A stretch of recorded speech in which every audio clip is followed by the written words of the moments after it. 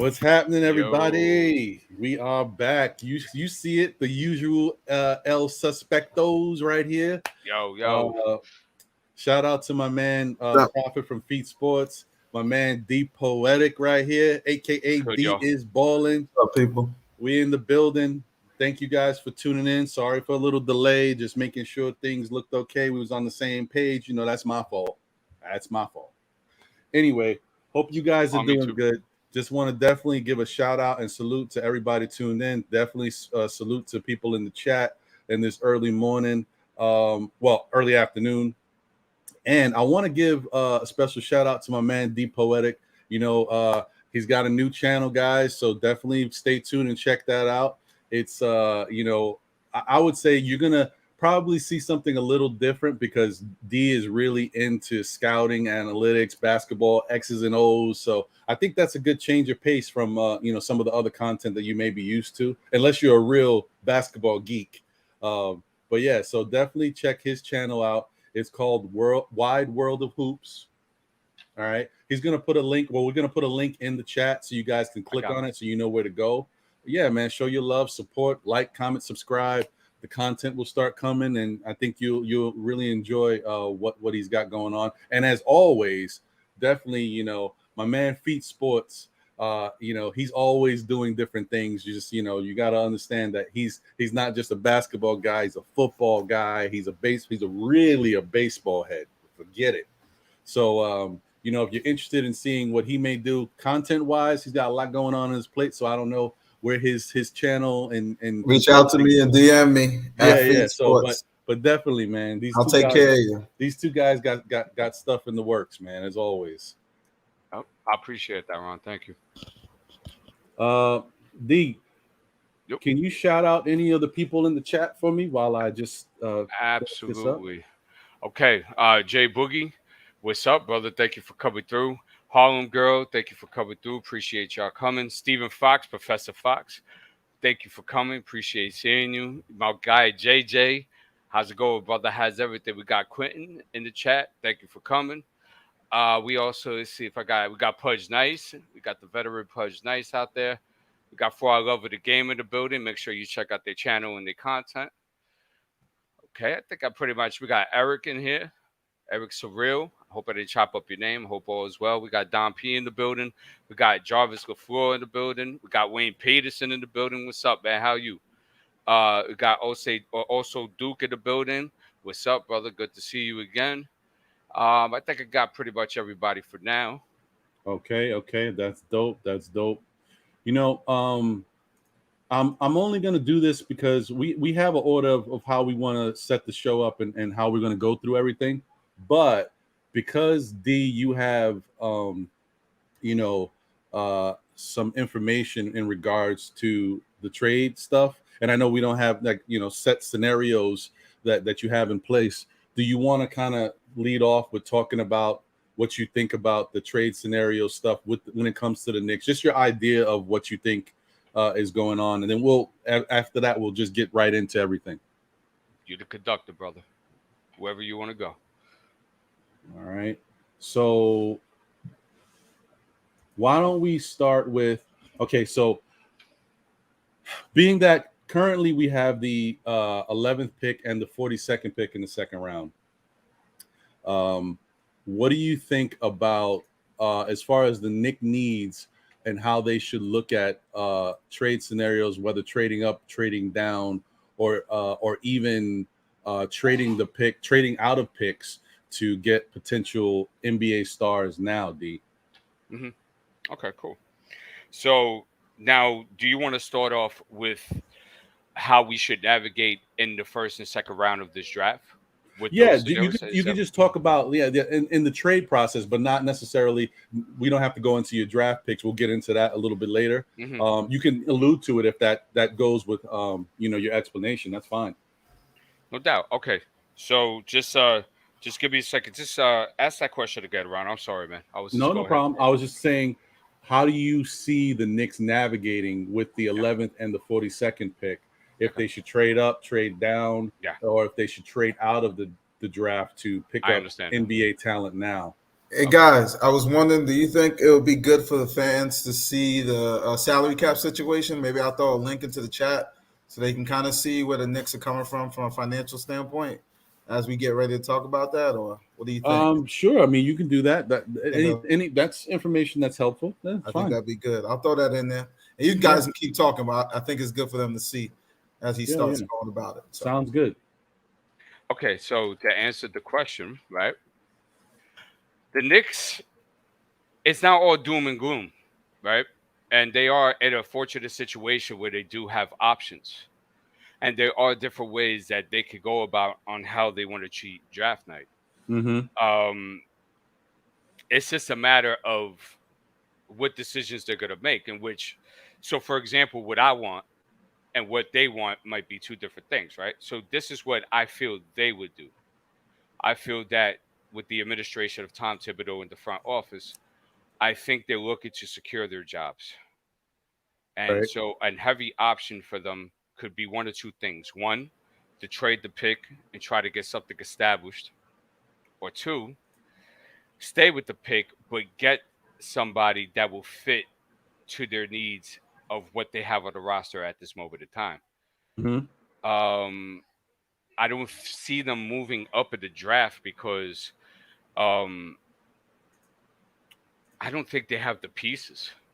I don't think they have the pieces in order to facilitate a move like that, unless you want to give up multiple firsts, which I would have suggested do, because there's other drafts that are going to come that I think are a little bit more complete than this one. Right. Not to say that this one's bad. I think this one is a good draft, and there are some plays that is deeper than what is perceived, but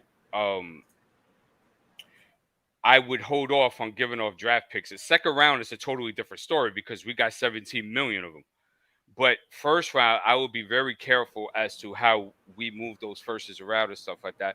And if you are going to get an established player, I think there's two things that have to be considered when you're doing it. One, I don't think the contract cannot be inflated. It just cannot under any circumstances, because you don't want to trade a draft pick, have something in that an administration is bringing in, and say it doesn't work out. Now you're stuck with the contract, and now it's the next administration that comes in that have to go ahead and navigate and move through that. I don't think that's smart in the long run. So what I would do is that get somebody that's contract is friendly and very important, has good injury rapport. Okay, I don't want guys that coming in played 60 games, no more than 60 games of the last 4 seasons. That's not what this organization needs. It needs stability. And we all know about Derrick Rose and those type of players that they're productive. Derrick Rose has scored 13, 15 points a game in his sleep, but he can't stay healthy. So it's very important that if you are going to trade the 11th, you want to get a player that comes in and that's ready to produce right away, has a player-friendly contract, and fits, most importantly, as to what this coaching staff and administration is looking for. Mm-hmm. But there's a ton of stuff to do. So I guess, I'll go into it right now because I thought we were going to start with the players. Okay, this is how I see it. Now, that's what I think the Knicks are going to do. This is what I think they should do. On draft night, there are multiple teams in the first round. I'll speak about the first round for now, and then I'll get into the second. So maybe we want to split that apart because then I'm not too long-winded. No, it's fine. Go ahead, bro. Because this is all good stuff. Because honestly, a lot of us as fans, as we know that what picks the Knicks have, and we're looking at these different players, but there's a lot of frustrated fans that are impatient, and in that case, they look at maybe trade scenarios are much better, and they're not even worried about the draft since we have so much young talent. So yeah, talk about it, man, because there's people who got questions. Okay, no doubt. I'll break it down to one to second round, not to put too much information. Yeah. Because there's different scenarios they could do. So, like for example, right? OKC, the Spurs, the Houston Rockets, the San Antonio Spurs, and the Hornets have multiple picks in the first round. Right. Some of them, and I'll throw out an example there, OKC might be looking to let off one of those draft picks, because their roster is stacked with young players in their rookie contracts. Mm-hmm. Okay, and Shai Gilgeous-Alexander is in the first year of his contract. They don't know what they're doing with Lou Dort, and they have positions that need to be filled. So they may look for something that may be a little bit more now to getting more W's on the column, since they have been tanking for the last couple of years. I don't care what anybody tells me. And so I look for something like that. So I'm looking for teams. First off, I'm looking for teams that have multiple draft picks in the first round and seeing what I can wheel. You know, maybe switch the 11th, maybe expiring contracts is big. We got Alec Burke, we got Nerlens Noel, we even got Derrick Rose. There's guys with expiring contracts that may be attractive to some of these teams as well, due to if you go ahead and compare and contrast the salaries. So, I mean, their cap salary for the team. So that's something to go ahead and orchestrate as well, to look to unload some of those contracts and maybe make room for free agency to bring somebody in and give them a good loaf of money that's going to go ahead and produce. So another thing that they could do as well is that they got to make a decision with Julius Randle and Obi Toppin. Okay, this has to be done. You have to decide which way you're going. If I think they're going to choose Julius, and if they do, you have to get rid of Obi on draft night. Why? Because I can use him to flip for another pick, whether it's for another first, and we do a favor for a team with expiring contract. I'm not sure whether it's for another second. That's fine too, because you still get something out of it. You got to do something. Whether it's going to be Julius Randle. It's been said. I think the rumor a couple months was that Julius Randle would have to be attached with a first-round pick. So if you're going to do that, you got to make the decision that night. Another avenue that they could go down to is Mitchell Robinson. For example, Golden State, which has the 29th pick, they need guys. They already got guys developing. They got Kuminga. They got Moody. So look for something like that into where they might be. Oh, yeah. And that also, too, they could work a sign and trade with the Knicks, with Mitchell Robinson, Golden State. They want a few teams that can. So that's something that could be considered. So Mitchell Robinson could be a piece on draft night as well. Also, another guy, too, Rokas Jokubaitis, since most likely he's not coming, we could use his draft and stash pick and try to maneuver something like that. Maybe give something a little bit bigger in order to entice the team to give us an extra first. Because I think what's very important about this first round hunt is that I don't care what any of y'all say, and I mean this in the kindest way possible. You are in player acquisition phase. Do not ever stop trying to get players, because you do not have established players, elite players in their positions. You do not have superstars in their positions that you could build a team with right now. RJ Barrett, the jury's still out on that. We're going to find out this year. But that mentality should be that we should still be hunting and fishing.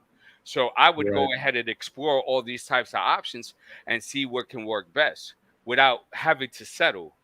Because, for example, like last year when they gave up the 19th to 21st, right? Right. And then traded that for the 25th. I felt that they settled and got crumbs out of that, because they still could have had the 19th to 21st and still gotten Grimes and still gotten somebody else, especially if you're in player acquisition mode. 100% right. So their thinking might have been, oh, okay, we're good with Julius Randle. He's our centerpiece. We'll start building around him. That's maybe what they were thinking. And maybe have more shooters and defensive wings around him. But right. But the problem with that is that Julius Randle only did it in a shortened season. I would have had that mentality if he did it the second year. If he did it the second year, I would be like, okay, he's the guy. We just have him to this contract. We're going to build around him. But that's not the case. So I think it's very important to try to get that second pick, that second first-round pick in this draft, because you need the players. And I don't want to hear about there's too many guys that are stuck at this position that are log jammed. We don't know what Deuce McBride's going to be. We don't know what Emmanuel Quickly is going to look like. We don't know if RJ Barrett's going to get off to a slow start. So we want to make sure we're packed with talented players, because it's a case of injury, a player is not performing, a player is not developing to the way it should be. We have that backup plan. We have that safety net where we could assert somebody and they can contribute. Mm-hmm. So that's where I would go with the thinking of trade scenarios with this first round. I would look to unload the expiring contracts, make a decision between Obi Toppin and Julius Randle. Mm-hmm. Okay, see what you could do with Mitch with a sign and trade, and also see what you could do with Rokas Jokibitis, stash and draft. A lot of options to be done, so they should be having their hands dirty on draft night in the war room. That makes a lot of sense. What do you think about that, Feats? I mean, being that obviously you're looking at things from an outside perspective as far as from the Knicks organization, but and your overall basketball take on it. What do you think about that? I think, and the reason why I put that link in there for the salary cap is so everyone can take a complete look at the scenario and what goes into the thinking process of a trade prior to. So if you look at the Knicks breakdown on their salary cap situation, you'll see the longest term contracts are your Fournier contract and your Randle contract. Well, you're not happy with those two guys, I'm assuming, correct? Huh? Yeah. Okay. I mean, Okay, so Randall's chemistry, the attitude issue, of course, so that's a big issue. And then Fournier, limitations-wise, you're not happy with that. So you have to think about, well, I think the priority should be let's get some cap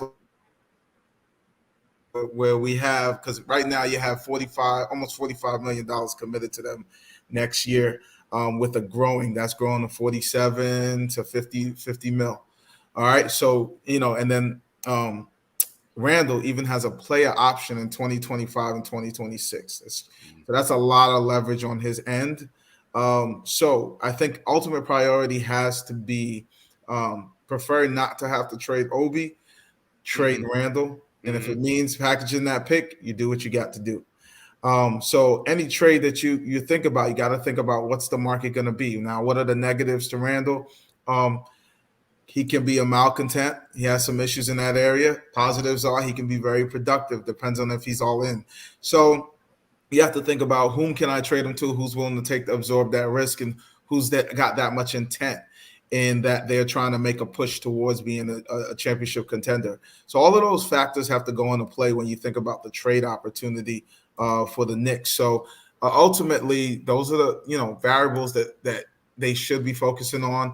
Obviously, another thing to keep in mind about the Knicks front office, and I know people will bash them to some degree, and it's definitely validated in some regards, but they have maintained their cap flexibility, which is really, really important. If you look at many of their 2022, 2023 contracts, they're expiring. So if they can maneuver them as they wish, because they have club options, void those club options and so forth. So, there are opportunities there for them so that they can control their fate to some degree. They can control the redesign of the roster. And that's important to keep in mind. So I'll give them credit for that in that regard. Again, it comes down to how can you make something happen with those two contracts, in my opinion. Randle, Fournier, Kemba would also be nice to get rid of.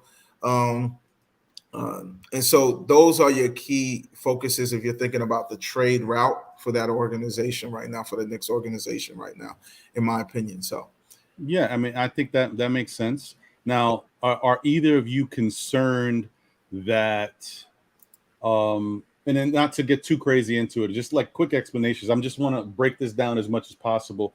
Are you concerned that maybe the fact that we don't know this for a fact, but it seems like there's a little dissension there between the front office and Tibbs. Are you concerned that the direction that you guys are mentioning, like ways they should look at things, is a little bit, there's going to be a little bit of conflict there because of the fact that Tibbs is the coach and he's the hire? Does that derail some of what's best for the organization? I think it's the adverse of what Tibbs is probably looking to do. He's probably not looking to have to go through any more of extensive rebuild than he has to. I think he kind of committed to that when he got Randall, and the Randall hasn't worked out. So now it's telling him, hey, well, we didn't get it right. We got to try this thing again. So, I mean, they have to really assess, and that's a front office conversation with their coach. Are you all in with us or not? And that has to be a really honest conversation. Is he along for the ride? He could say there's a lot of ways to go. He could say, hey, I want to keep my job, so I'm along for the ride. Or he could say, you know what, I've been there and not doing this again. So, those are the types of conversations within front offices that have to happen. I don't know. And I think one of the errors that the Knicks may have made at this point is that they may not have had that conversation already. That conversation should have happened. It should have already happened. And the direction should have been clear. So everybody's not, in an indecisive state moving forward. And I think that's one of the fails. I'll give them credit for that cap flexibility, but I'll give them, I'll give them a markdown because they have not defined the direction, even within the inner workings. There's some dysfunction in terms of what the coach sees the roster and the organization going in the front office, what they're looking for from their coach. That's a dangerous place to play in. And so that needs to be made definitive. Like D said, I think draft night is the night where that has to be clear. Yeah. And however they make that happen, I'm 100% in support of getting rid of Randall, because for me, the biggest aspect of a roster is the chemistry element and how that's going to be, how that's going to be developed. And he can pose a huge issue. And to some degree, he attempted to do that this past season. So hopefully they make the right choice and they can find in the market, there is a market for Randall. Okay. I hope so. D, what do you think about that with as far as that possible, different paths that Tibbs and the front office is on? Do you think that derails, kind of the plan that both you and my man Prophet mentioned? Okay, so before I answer, first of all, we have 60 watching. We only have 22 likes. Takes 1 second. Please give us a like button. Really appreciate that. Also, too, I want to shout out some other people that have come through as well. Yeah, man, definitely. Yeah, definitely. I want to give a shout out to CKK. I haven't seen that brother before, so peace. Thank you for coming. Shout out to White Falcon. Shout out to Keith Turner. Shout out to Ajay. I haven't seen that brother before. Thank you for coming. Shout out to Knicks Worldwide. Also, let's give a shout out. There's a couple more too I missed here too. Shout out to Parrish Duggar. Parrish, thank you for taking out some time and coming through. Shout out to Walter Blackman Jr. He's working and still watching us, and that's commitment. We appreciate that, brother. Pudge Nice, thank you for coming through. I think I shouted him out already. I think I covered everybody. Okay, shout out to G. Robinson, B. Willis has come through. Amar Filler, thank you guys for coming through and sitting with us on this Sunday. So, to answer the question, we talked about this yesterday, me and Prof, and I like the thinking. It's good thinking because the victory is getting Julius Randle off the books. That's the victory. But the problem is that, as I explained to him, I just don't think that's going to be as easy as he might think. And, Julius Randle did a fantastic job this season. I'll tell you one thing, he did great this year. He did a great job of destroying his trade stock. Yeah. No, in all seriousness. Yeah, no, he did, bro. That's why it's funny because it's so true. Like, I don't know. Yeah. And so, and as I was explaining to Prop, there's not a lot of teams that will trade their first year contract, guy on a first year contract. It's not the norm. It just usually doesn't happen. So that would be the victory. I'm just afraid that we'll have to give up too much in order to get rid of him. and we don't have anything. and it conflicts. It's Tom Thibodeau going to sit a whole season with that production being gone at 20-10-5? I don't think it impacts winning, but it's still 20-10-5. And I just don't think they could get something like that in return of production-wise, based on him being in his first year and him plummeting his his trade stock.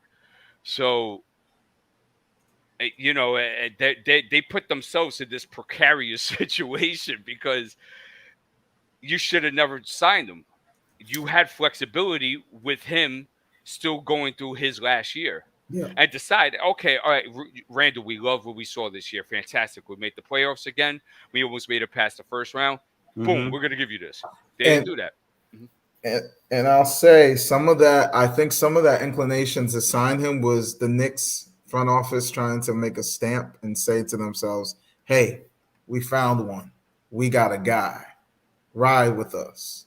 And I think there was some pressure, and I think that has to play into why they may have done that signing. Obviously, his production was there, but again, like you said, they had an opportunity to kind of maneuver and observe if he was worth it. And there's always been questions about his character. So yeah. It's like having a samurai sword and slicing somebody, but you end up slicing your leg, and you took yourself out the battle now, because the battle was, is Julius Randle going to produce in order for his to give him the contract? And they kneecapped themselves out of that, which doesn't make economic and business sense. And any type of business. It could be Starbucks, it could be McDonald's. It doesn't make sense. Yeah. So they're stuck with that. And that's why it's going to be really hard to unload him. Well, you know, like you said, sacrifices have to be made. But the question now becomes that, has the administration showed you that they're willing to take a bullet, take accountability, and make the correct move and turn that mistake into a good first step to the right direction? Had they had the opportunity, they haven't been in this conflict situation yet. So we got to give them a chance to see how they react. Got to. We got to see, hey, are they going to make the tough decision, or, you know, are they going to say, save face and just ride this thing out and see what it's going to look like, and potentially put the Knicks fans through hell for another 3-4 years. I heard it'll be a living hell. And my perspective, the administration has given me no confidence whatsoever that they will move strategically, you know, through this terrain, bro. I don't see it. And I hope they do. And this is year 3, and this will be the year, because they are on the hot seat this year. I don't care how much promotion they do otherwise. They're on the hot seat. That the coaching staff and the front office is on the hot seat this year. And if they get off to a 5-12 start, forget about it. The roof is going to start going on fire. Tibbs' head is going to be asked for, and stuff of that nature. So I'll give him 25 games. Give him 25 games. Okay. No doubt. All right. Yeah, I mean, I can agree with that. If the Knicks don't make some type of move that makes sense for the organization, that shows a positive direction, heads are gonna roll, man. Heads are gonna roll, because I think the Knicks fans they've been through too much.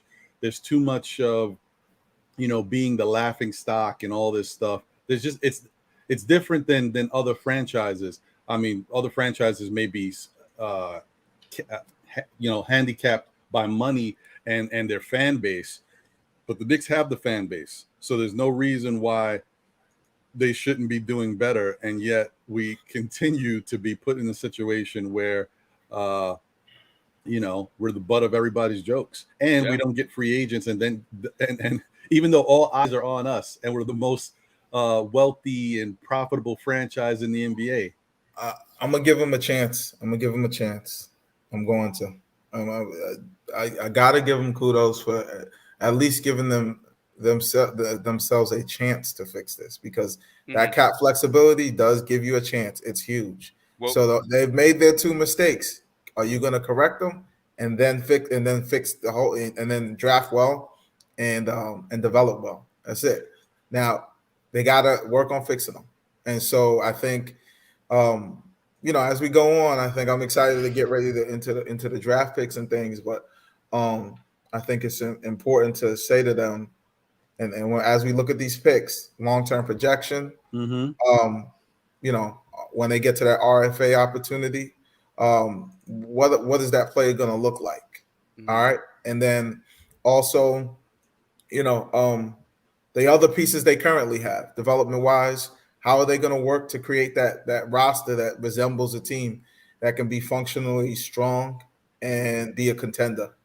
So it's not just these picks; it's how these picks fit into what currently is there, and create a really strong rotation. And create strong rotations. So, Braun, do me a favor. Highlight some of the questions. Like JJ had some questions because we want to interact with the chat a little bit more today. So I can you table that and then we can have a segment where we just kind of answer. Yeah. Let me. You know what? I'll star them out. Nice. And make sure that we can kind of go back to them a little later as the show progresses. Yeah. We're gonna try to keep this show a little bit more concise than the last one. Yeah. We're gonna give you a little bit more time though, but we're gonna once we get started is going through these picks, we're gonna kind of hit the ground heavy. Definitely. Definitely. Let me just find continue to talk, guys. I'm sorry. Let me just find. No, Ron, you were gonna say something. You were gonna bring a point to something that Feat was saying. Oh man, I'm sorry. I just wanted to tell you about that thing with the chat. I may have forgot, man. I'm sorry. Salute to Sam Granderson, man. Good to see you, brother. Jarvis LaFleur. Don P in the building. Parrish Duggar, what's going on, y'all? I don't know if there's anybody. I think D hit the nail on the head when he was talking about people earlier. Wayne Peterson, I don't know if you mentioned him. I know you got Foxy, movies and stuff. Yeah. Damn it. What was I gonna say? I don't know. I lost it. I am so sorry. It's all right. Don't worry. I just wanted to tell you about that chat stuff, but it's cool. But I like where you were going with that, Feats.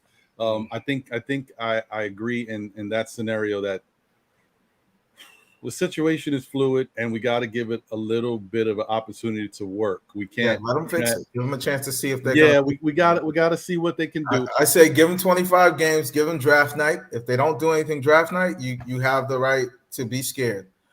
Well, I'm terrified already. I was about to say, I think we're all scared. If they don't do something draft night, you have the right to panic. And then if within the 10, like D said, those first 17 games, if it looks ugly, then yeah, you can go all in, bash them all you want.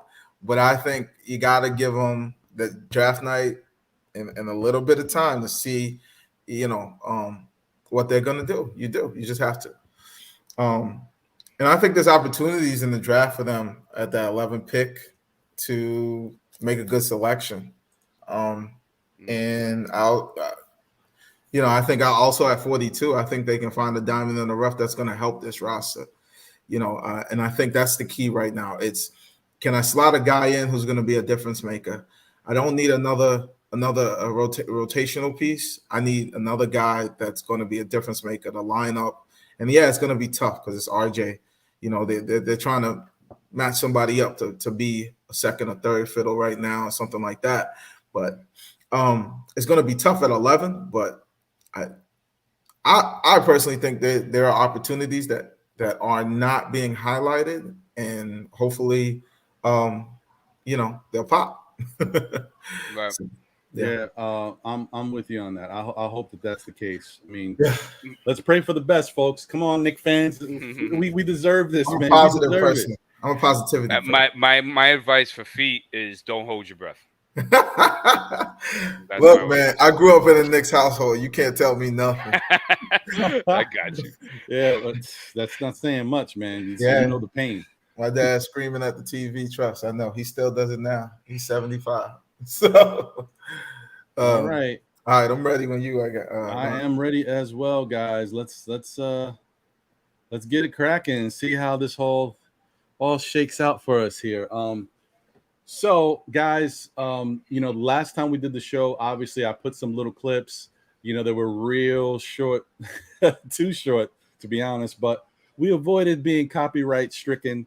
But this show is going to be just more about just the players. We're going to talk about them, some strengths, some weaknesses, whatever we could find about them, some measurables, and where we think that they're targeted. You're going to see Feats is going to have his set of picks and his choices.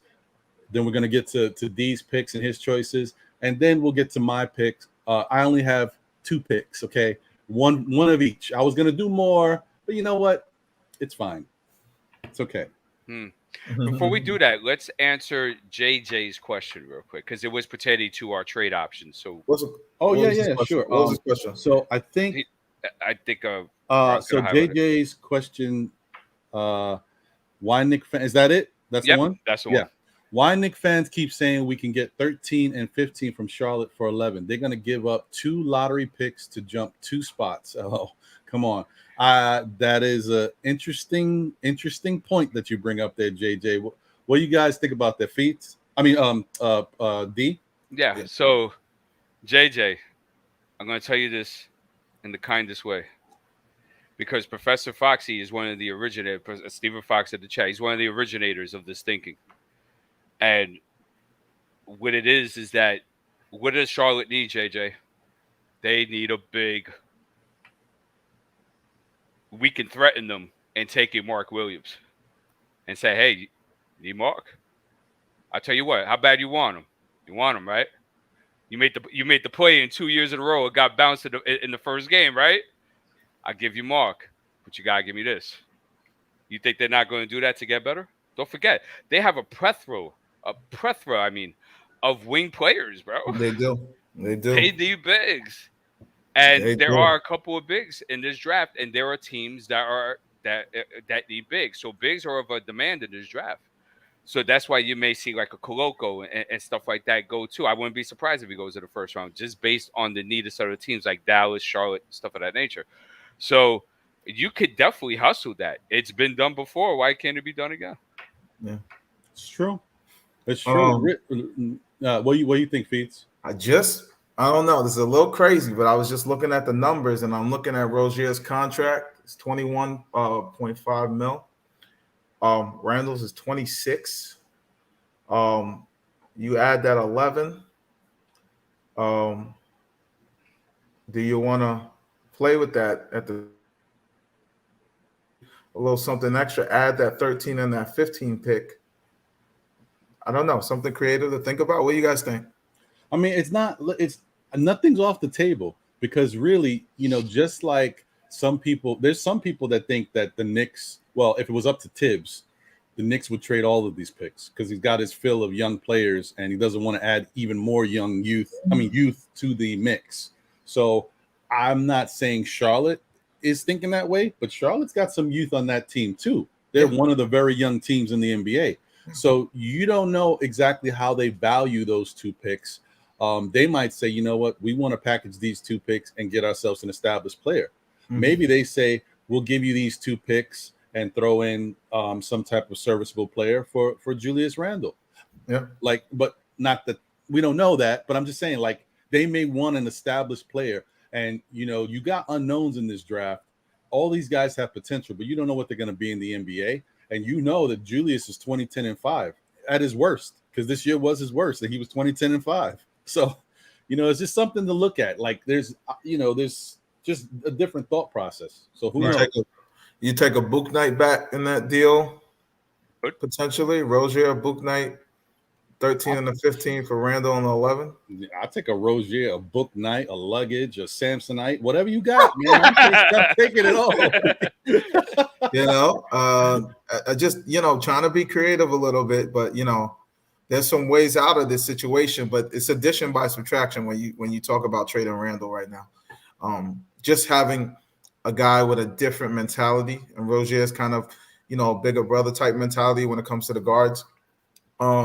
It could be helpful. It could be really helpful. So right. Well, we'll see. We'll definitely have more to talk about, guys. So let's get it cracking and start running through this stuff, guys. This is the moment everybody's been waiting for. Let's go ahead and do this. Boom. All right. So first up is Feats. Okay. And, so you got the way the slides break down is these are the 2 picks that Feats has at number 11. We'll talk about them individually, but you can see we got Ochai Agbaji and TyTy Washington. Yeah. I'll tell you, I've been a little bit excited because I'm thinking Ochai might drop, and after looking at different mocks right now, and if he drops, I love Ochai at that 11. I like that vert, 39 inches, wingspan 6'10", height 6'6", nice frame. So he's definitely going to grow into some more physicality. So I think that's going to be useful to the organization. It's really important to think about this player and what the Knicks' needs are. So I think he fills one of their one of their needs in needing a 2-guard. I think if you line them up next to Barrett, you start to add some athleticism to their roster. And again, I'm not a complete hater of Quickly because I think he finds a way to play well within his game, but you need another piece in there that can run and jump and do some extra things. And then also play off the ball. There's a lot of really good things that Ochai does. Just cutting into some of the things that I noticed in the strengths that he had. One thing I've noticed about Ochai is there's some room for growth, but I love that frame. I love the explosion that he has. There's tons of already existing like athleticism. So it's really important to think about. That is an area of deficiency for the Knicks. They need that. He fills it to a T right away.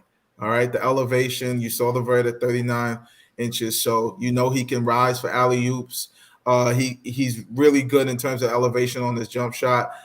He's a really, really intriguing player because, again, and you see those weaknesses, experience passing. And I will also add to that slightly, he has more growth to occur. And within that experience is the ball handling aspect of his game. It's got to continue to evolve. What you'll find and what he'll find is in the pro game, it's great to be a catch and shoot guy, and he loves to pull up, take shot jumpers all over the floor, and he's very good at it. But that one dribble pull up, it's got to be a lock to your game. I think he's still growing in that. 2 dribbles and the pull up is even more of a complex thing for him right now that I'm not seeing that I want to see. But because of the toolkit and because you have to trust the projectability and the ability for guys to develop in the pros, you got to see that that's going to probably be coming down the line for him, in my opinion. So you have to expect that, he can translate some of that. And again, it's going to be how much utilization can he find in that Knicks offense? That's really the big thing.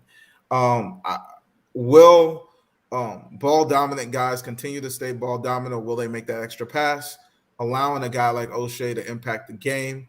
Will you have a guard that can dribble, create, and help continue to get Ochai some opportunities, either with the catch or shoot, or with the catch, one dribble pull up, or within the cutting to the rim to have slasher opportunities and athleticism and showcase the athleticism. So again, there's a lot of pieces to the equation, but I like this pick at 11 because of the peak level potential that it presents for the Knicks. So that's the main reason why I went with Agbaji there. The floater game is developing, and I think that's a big part of his offensive package right now in terms of his drive. Because, again, like I said, that one dribble pull-up jumper aspect is still limited, but he does like to do the floater. He still has to get better at it, though. I think there are some weaknesses in that ability, but he is such a strong shooter right now in terms of the form, in terms of the confidence in the shot, the range in the shot, that he helps them quite a bit, but he also adds the athleticism component that's been missing.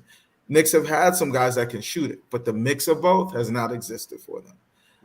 It's either they have the pure athlete there that doesn't shoot it well enough, or they have the shooter that doesn't move well enough. And I think he gives them that mix. So I like him at 11 as one of my guys. Okay. So let's take a look at your other guy here. And my other guy, I love TyTy. And TyTy Washington, I think, is special in my opinion. His body does not represent that of a special guy, but he can hoop. He can go.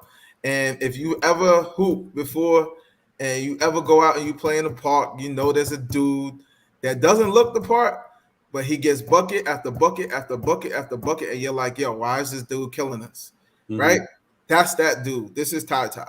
And the thing about TyTy is within Calipari's system, you didn't even see the full range of everything that he can do.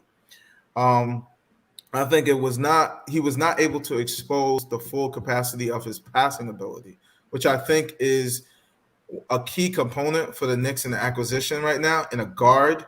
And that's why Agbaji for me might be a little notch under TyTy right now, just for the simple fact that the dribble creation opportunity and creating opportunities for his teammates. TyTy might give a better. Now, TyTy's not necessarily the greatest at it because of the lack of physicality or lack of explosiveness that he has, but he can get anywhere he wants on the floor, and he does, and he has comfort in taking all types of shots. And I think that's really, really important. I think he can find the spaces he needs to be. And at that point guard position, I think right now, the Knicks, and I'm gonna tell you this. I like Quickly. I don't know how a lot of Knicks fans are on him, if they're tepid about him, but I think he can play. I think what's important to understand is he's still growing as a player. TyTy will also still be growing as a player. So it's like, what will they become? What is already in their toolkit? What is developing?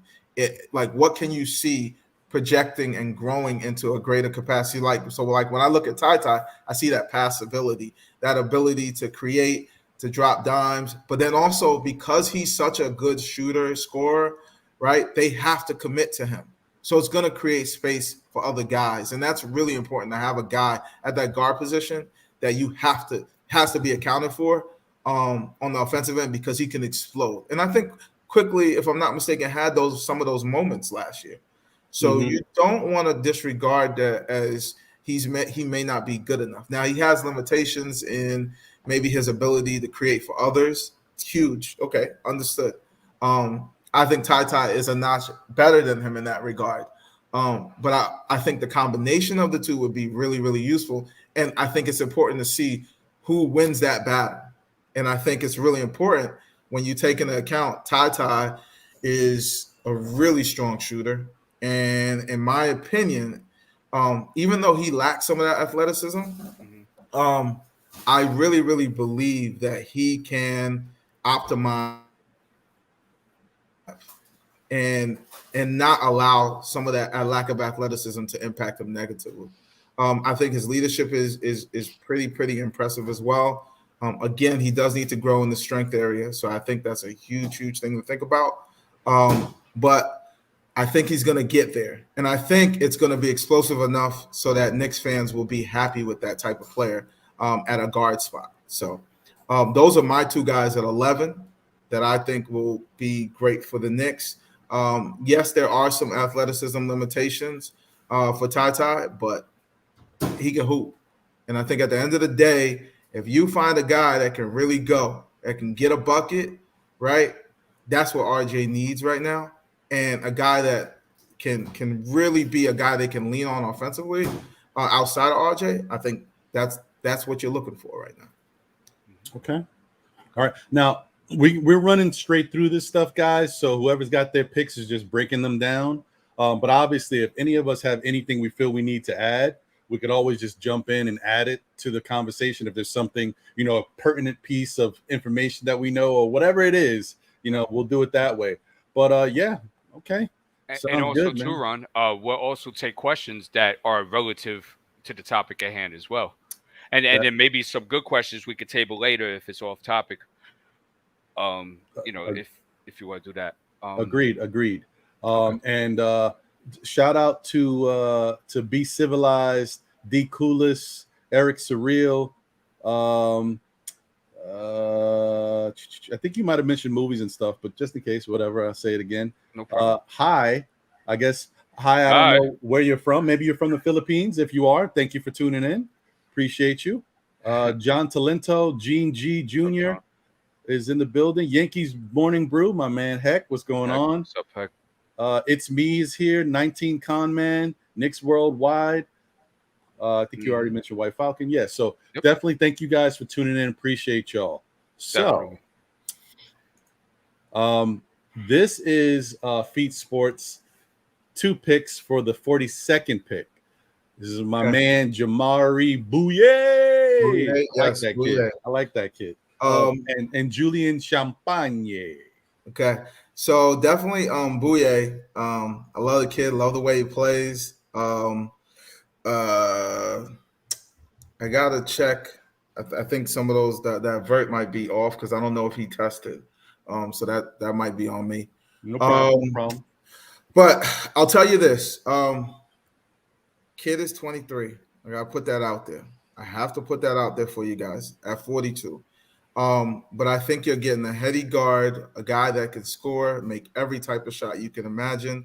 And I also think there's growth there in the defensive capabilities as well, because he's shown that ability, intercepting passes and so forth. Yes, the size deficiency, but he has unlimited range. So I think all of those things are just huge assets to get at that 42 spot. So I don't think that needs to be underestimated at 42. I love Jamarea. I love the ball handling. Plays with smarts, underrated athlete. A lot of different, positives in terms of Bouyea. So I think that would be a nice, solid pick for that team. Yes, it'll be involved, but Knicks are looking to get as much production as possible out of their guards right now, and I think that helps to do that. And in some ways, I think his experience will help him to play a role that you may have been relying on older guys and paying them more money. I think his age might allow you to cover some of those holes. So I think it's a good opportunity for them at 42, Jamarea. Okay. Yeah, I agree with you on that because looking at his strengths and weaknesses. Yeah, I just want to say, guys, this is where I'm just going to jump in and add a couple words. Bouyea is, and when you look at him, he kind of reminds you, just looking at his frame, and I think he's bald headed, whatever, but or like real short hair. He kind of reminds you of Rajon Rondo. All right. But think of Rajon Rondo when Rondo first came into the league, like how Rondo used to get buckets and be a little explosive, like moving around. Bouyea gets buckets, so he's interesting. Interesting thought, and remember, it's a 42nd pick, second round. Yeah, it doesn't hurt to look at. And his shooting is really strong. So I think it's something to think about in terms of like he can really. He has good range, really good range. Like we're talking way out range. Gotcha. So it's something to think about in terms of what are you getting from your second unit, and can he provide that, or can you continue to keep the pace? Where do you go to offense in your second unit? And I think that's the type of guy that you can rely on in that second unit. If you look at Utah with a Jordan Clarkson type, it makes a difference for them. I think that it's really important to have that type of talent on their team. And then his weaknesses are that size. The pure athleticism is a little bit of an issue on his college opponents, not necessarily consistently at the highest level. So you do have to take those things into account. And all of those negatives are things I think that legitimately push him back to that 42. But I don't bet against him in terms of overcoming them. I really don't. Okay. So, yeah. Oh man, I gotta shout him out. Shout out to my man Agent Super Argo, man. Haven't seen you in a little while. Good to see you, brother. And for my man Gene G Jr., yes, pronounced in the Haitian way, I believe that's Jean G. So I hope that's better. Jean G Jr. Okay. So what do you got about Julian Champagnie? Champagnie, 6'8", 6'10", wingspan, 35-inch vert. Nice frame. There's some more growth in there. The legs are a little bit thin, so I think he's got some opportunity to get stronger there. He can score it. He rebounds a lot better than I think people may think. He just has a feel. He gets in there. He likes to compete for the rebound. So a guy that's so offensively aligned, it's rare that you see a guy like that wants to get in the fight and get some of those rebounds. He performed as a defender in the St. John's full court press. So that shows that he might be actually a guy that could assimilate and find a role and help the organization two ways when he's on the floor. So I think that's really important to look at. And can Tibbs basically, subscribe to him a little bit more just because he knows he might has some intent and capability on the defensive end. So I think that's important to think about. His passing, I think, is room for improvement there, but I think the feel is there. I just think we didn't get to see the production. And then that pure athleticism, I'd love to see it more. But because I'm a big fan of his ability to handle the ball, the size, and the shooting ability, I'll maybe take a little bit of a notch down on athleticism, but I think this is a guy at 42. Again, the potency for the second unit, which is really important in the NBA to have, where you don't have those drop-offs offensively. But it's what made Bones Highland so important to Denver. I think it's an opportunity for the Knicks to kind of fortify that aspect of their team. Because what's going to happen is as they continue to evolve, some of what used to be the bench guy could assimilate into the starting lineup, and so you'll have to continue to replenish that second unit, and this helps them to do that. Okay. Yeah. All right. So this was you were kind of getting into trade scenarios. Did you already kind of? I know we were talking about it earlier. Did you? I had mentioned Randall, the Randall trade. I didn't expound on what the trade was, but I had mentioned it. Okay. Yeah. All right. So let's take a look at what. But this is this might be too small, guys. That's why Feats put a link in the chat if people wanted to kind of take a look at the Knicks salary situation. So that's why I'm not really going to use this because I my eyes can barely see it. It's tough. It was tough. Well, I'll put it in the chat, so it should be helpful to everybody. So the 11th pick, this was an idea. And again, biggest things that I told you to focus on here was the cap situation. How can we rectify the cap situation? This is the preferred choice for me, honestly. I'd rather not draft the pick. I'd rather use the pick and match it up with Randall. I think, D, you mentioned that's what people were alluding to. In order to get rid of Randall, you might have to attach that pick. Absolutely. That was put out there in the media. Yeah. Okay, great. So I think the media said that. Dia said that. I'm saying that. So we're all on the same page. I'm just joking. The Knicks cap hold on Randall keeps him there for 3 more years. I don't know if this organization can survive 3 more years of Randall. And this is from an outsider looking in. I'm sure you guys can attest to that. It might even be harder for you guys than it is for me to look at it. I feel like he stagnates RJ due to his demeanor and his play. He's ball dominant, and that will be a challenge to the organization. I think it's imperative to get an excellent player with some youthful age. Now, I like Nickeil Alexander-Walker, so I proposed Utah making this trade with the Knicks, where Nickeil Alexander-Walker and Bogdanovich go to the Knicks for Randall and the 11. Key thing here, Bogdanovich will be an expiring contract. This frees you from pretty much the biggest problem that you have in your salary situation. I also think that Nickeil Alexander-Walker is a player that has not been given a complete opportunity to thrive and shine. And I do feel that he would be a useful piece to them. Now, remember, pretty advantageous draft situation for upcoming years. So the plan is here. We have to get out from the money. And now we will continue to accrue talent, but then also have the ability to supplement and get the next free agent signing right. Because that's really where they're going to have to look to kind of supplement. They're going to draft, and they have to draft well, and they have the opportunity to draft well, but they have to supplement correctly. They're going to have to supplement correctly. And yes, I think they may have learned from the mistakes initially from this first foray into free agency and the exploration process, and also the re-signing of their own guys. But I think having a guy with the natural ability, I'm going to give him some props because he's related to Gilgeous-Alexander, who's been really good. So, and then also I watched him in college, and he was a solid player, a sound player that makes the right plays. I think it would be a solid fit for them, and I think Bogey can also help them to some degree.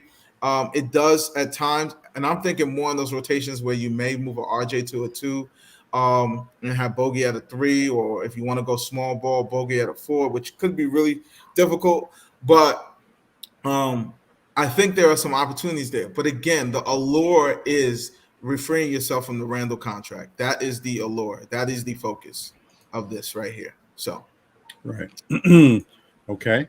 All right. And then you have this is not the preferred option. This is not the preferred option. But if the Knicks decide to go in, hey, we're going to fully commit to Randall, the focus here is Obi Toppin and the 11th getting traded. A lot of capital here. Okay, so don't get me wrong. Okay, but you'll also free yourself in this trade opportunity where you're going to acquire Kennard, Reggie Jackson, Ivica Zubac. Kennard and Zubac are 25. You're staying young here. So that's something good about making this trade. Jackson is an expiring contract. So now you're going to be free from Fournier and Kemba's contract. Yes, you'll lose Obi in this trade opportunity and the 11. A lot to do, a lot to give up, in my opinion. So this is not the preferred approach. But again, it gives you the cap flexibility. It makes you still competitive because you're able to still, have a team that can play, be out there competing, because you'll be able to have a rotation. The Zubac, you'll have Randall, Kennard, Barrett, Jackson, or quickly rotating. So it has some opportunities there to stay competitive, but also continue to fill your roster now, because now you're going to be able to keep a Zubac, keep a Kennard, keep a Randall together, keep a Barrett together. So you're having some continuity there. Jackson can go, and then hopefully you can get a guard. If quickly doesn't evolve, you can get a guard to match up with them to make them really competitive moving forward. Now, there are limitations to Zubac and Kennard's games, but again, you're building a complete roster here. So some of your prior acquisitions, the Grimes and so forth, they can help in that regard. And I think you still have that 42, and you can refocus that 42 from my initial focus of a guard to maybe having a guy that's more defensive oriented. There are going to be some guys mentioned today that I think fit very, very well by D and Braun, that will fit very, very well if you change the trajectory of that 42 pick towards more of a defensive player than an offensive player like I have.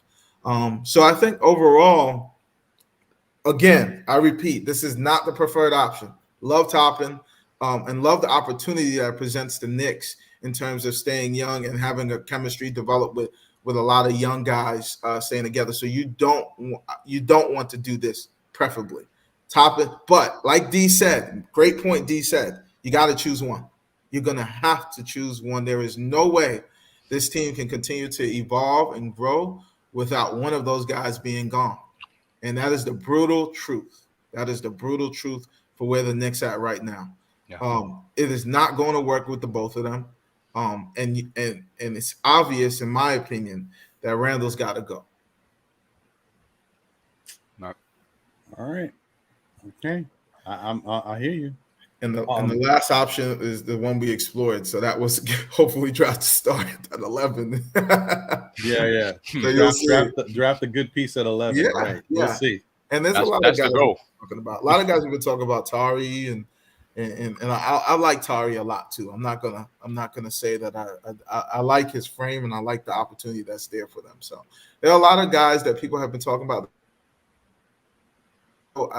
There's nothing against going with that 11, but making sure you have to get it right if you're gonna pick it. Got to get it right. We'll get into some of those guys right now. Yeah. So D, you are up. Yeah. Can I make a couple of comments as far as sure. Okay, cool. Please, man. Yeah. So about the picks, I love the Agbaji, and you'll know why when I give my 5. If I'm correct, I did have it out. Look right now. Agbaji's max vertical leap in the combine was 39 inches. Yes, correct. So, and on the understanding, he was 32, which isn't bad. So he's going to be dynamite in transition, especially with his ability to stretch the floor, especially to fill the lanes. He's quick, he's smooth, he's got good fluidity on his movement. I can see him in transition being dynamite. The issue is that, and I mentioned this to one of the guys before in the chat, Tom Thibodeau has not been below 20th in pace throughout his whole coaching career. Mm-hmm. So be careful with these. That's why Obi, everybody's like, Obi, because Obi gets up and down. That's his game. Can't do it when a guy doesn't push the pace or doesn't want that. Ron, let me ask you a question. Is my screen looking fuzzy? Yeah, it is a little. It's only because, right? You know what it is? It's because you have that feature on. So if you're not right in the camera, it's not focusing. So yeah. Okay, hold on. Let's take that crap off. It still looks a little fuzzy. That's weird. All right, no problem. As long as you guys can see me. So Agbaji's good, Feat. I if they pick him, you won't hear a word out of me.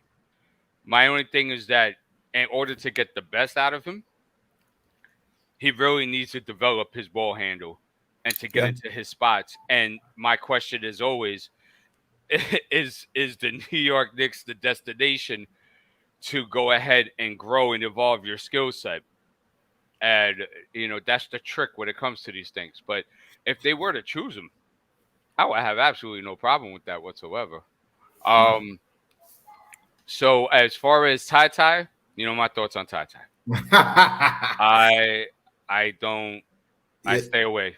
And the reason look, if we already have established players, right? Dynamic wing players, we got a center to contribute and then to complement, and then you bring in a TyTy, you won't hear much peeps out of me because I think he's a good complementary type of player.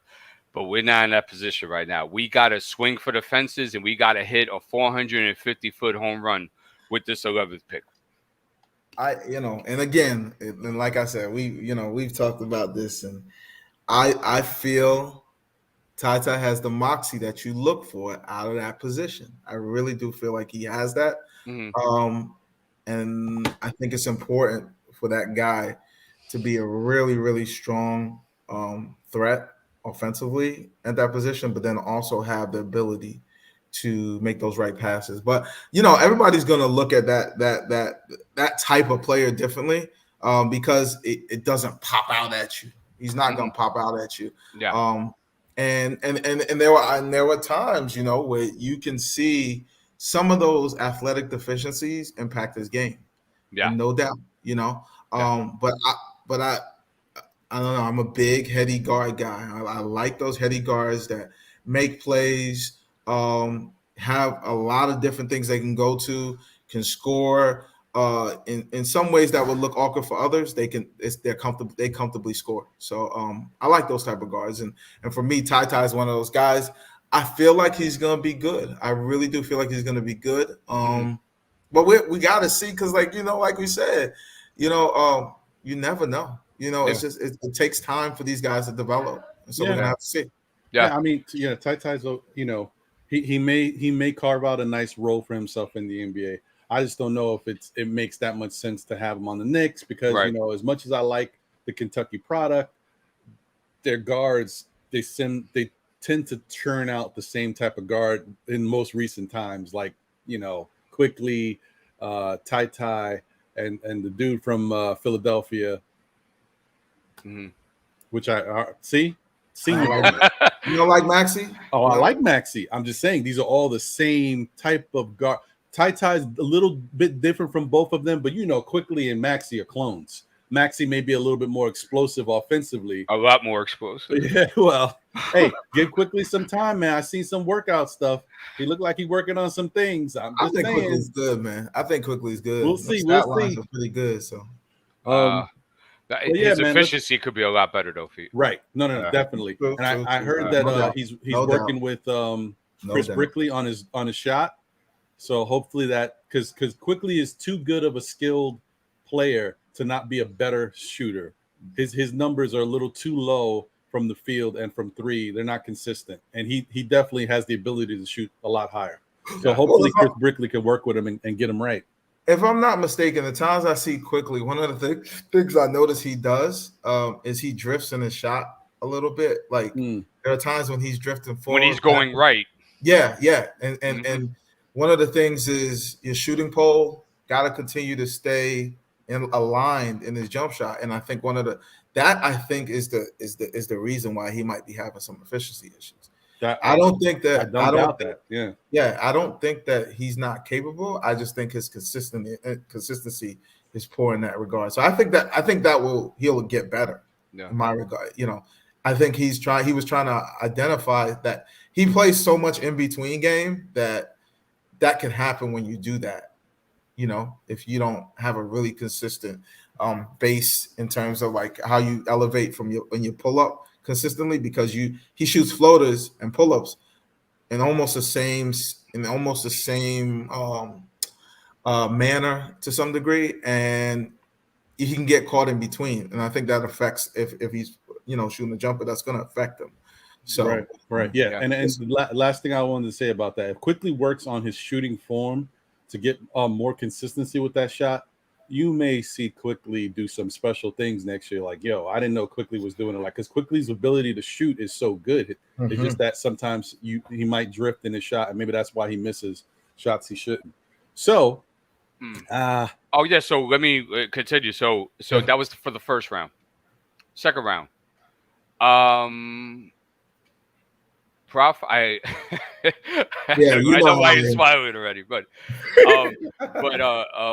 I think we could get better. I think there'll be better available at that time, and I'll go through that, and I'll go through different scenarios that we could possibly go through with the second round as well, and kind of put us more in the driver's seat. The ideas are great if we already have established players, like I told you yesterday, when we already have like superstar type of talent at positions, and then look for these type of guys to fill the roles. I think that's a better outlook, but unfortunately, we're just not at that position right now, and we need to hit home runs with this, not singles and doubles. So, as far as the trade proposals, we talked about that already, and the Julius, I'm telling you right now that if they're hell bent on trying to get Julius out of here, they're gonna break their backs trying to do it, and I don't know if it's something that. Yeah, I don't know if it's something that they might waste and allocate the wrong usage of time on that. When I don't know, it's a funny thing. It's a sketchy thing. It's a position I would never put myself in. So, but as far as for the pick for Toppin, if they're going to keep Randall, and Randall's going to play 35, 37 minutes a night, they have to do something with Toppin, because Toppin cannot play 15, 17 minutes again this year. And this is not even my biased perspective. This is for Team Obi. This is for his family. This is for his agents. This is a wrong move if he comes back a third year only playing 15, 17 minutes. Mm-hmm. So, agreed there. Right. So, yeah, that's very interesting to see how that unfolds. They have a lot of decisions to make in the next month or so, and see what they're really going to do with Mitch, and what they're going to do with Rokas, or what they're going to do with Toppin and Randall. So that's that. So all right, I'm ready, Ron. All right. Thank you. And at some point, I know Thomas has some stuff going on today. That's my man Prophet from Feats Sports. He may have to bounce out, but me and D will still be rocking with you, and we'll finish up. If there's any other things in the chat, questions and stuff, we'll keep it going. Yeah, I'm good for now. All right. Cool. So, boom. The Poetic Select. Oh, hey, boy. These people, chat. We rapping. Johnny. So So these are the sexy dudes right here, guys. You know what? Johnny's not sexy, unfortunately. But you have all 5 guys, right? I got everybody. Yeah. Okay, thank you, appreciate it. So the way I did this, guys, was that I said it like this. This was my thinking. If I'm at the 11th pick, I'm going with best available, right? So sometimes it's circumstantial. Sometimes you go for fit. Sometimes you go for best available. But we need best available because we don't have the guys. So if Johnny Davis is available at 11th, you go Johnny. I would have said Ben, but I just don't think Ben is going to fall that. I don't see that happening. So, and Johnny has been dropping on mock drafts and stuff of that nature, and people have kind of had fuzzy. Oh, you know what? I'm sorry, I didn't mean to cut you off, D. No, you know what I'll do is let me just run through. So D Poetics picks at 11. These are all like his possibilities. He said depending on availability. You got Johnny Davis. You got Dyson Daniels. Thank you. Apologize. You got Tari Eason, Jake LaRavia, and then Jalen Williams. And let's just go back and we'll start to chop it up about Johnny. Yeah. Thank you. I appreciate that. And also, I have another consideration of Ochai Agbaji as well. But at least we talked about him. But I'll talk about him last. That's fine.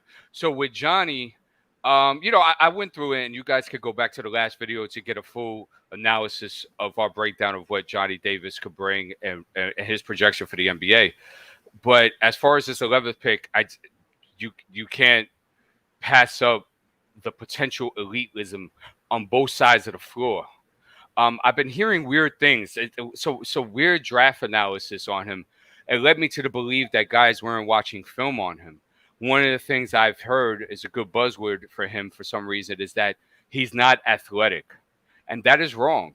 That's very wrong. RJ Barrett is not athletic.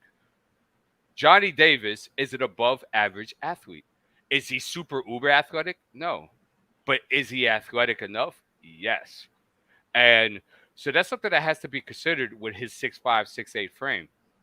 And he's just a pit bull. He's still a puppy.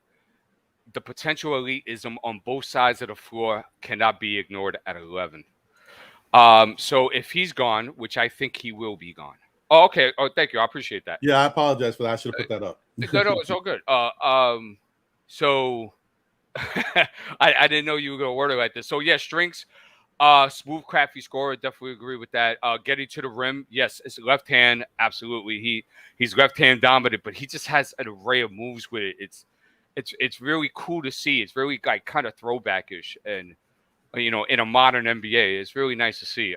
Defensive instincts, magnificent on and off the ball, especially on weak side help and especially on weak side rebounding. He is there every time. He will snatch him. He will grab and go. He will lock down defenders. He will clog lanes very well and recover back to the perimeter. He has good feet on his closeout. He's great rebounding. We know he averages 8.2, so he's definitely going to help there. I even see him playing some 3. I have no problem with him looking at him as some 3 in the NBA. Maybe not right away for him to get acclimated, but definitely within the season or in the second season, I could definitely see that. Attacking. Now, let me explain this for D as well, because I was putting, going off of, we've been talking, but I was putting some stuff together that maybe he wasn't even able to see. So in regards to his weaknesses, now mind you, this doesn't mean this is the only weaknesses he's got, and even the strengths. There's a plethora of different things that any of these guys have.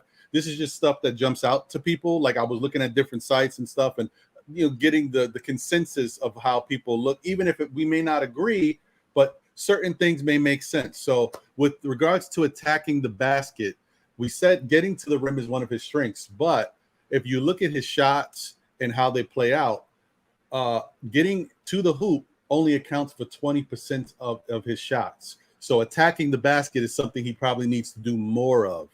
So that's why that's there. Yeah.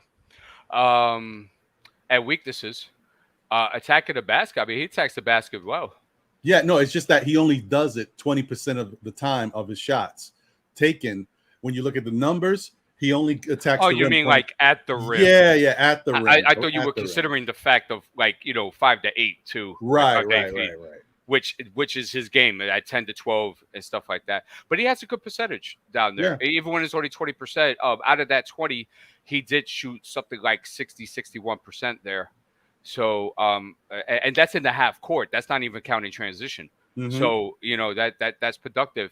And I love you, Ron, but I disagree with the playmaking. I think he could read the floor at, I wouldn't say elite, but I would say at a high level. And it just wasn't appreciated there because he didn't really have a lot of help, and guys were missing shots as well. There's a guy, I got to get his name. I always forget. He has like a 2-3 minute video of Johnny Davis just hooking up dudes and them just bricking shots. So I think there's a lot of upside for him there in that playmaking. And I just wanted to say to you that I think his playmaking may be underrated, but a lot of that is also due to the fact that he got double teamed a ton. So the ball, was coming out of his hands when, if he had other opportunities, he may have put more of that on display. I agree with you. I don't think that he's a bad playmaker. I think this is more of like with some of these guys, as I'm looking through those strengths and weaknesses, some are just, okay, this is bad.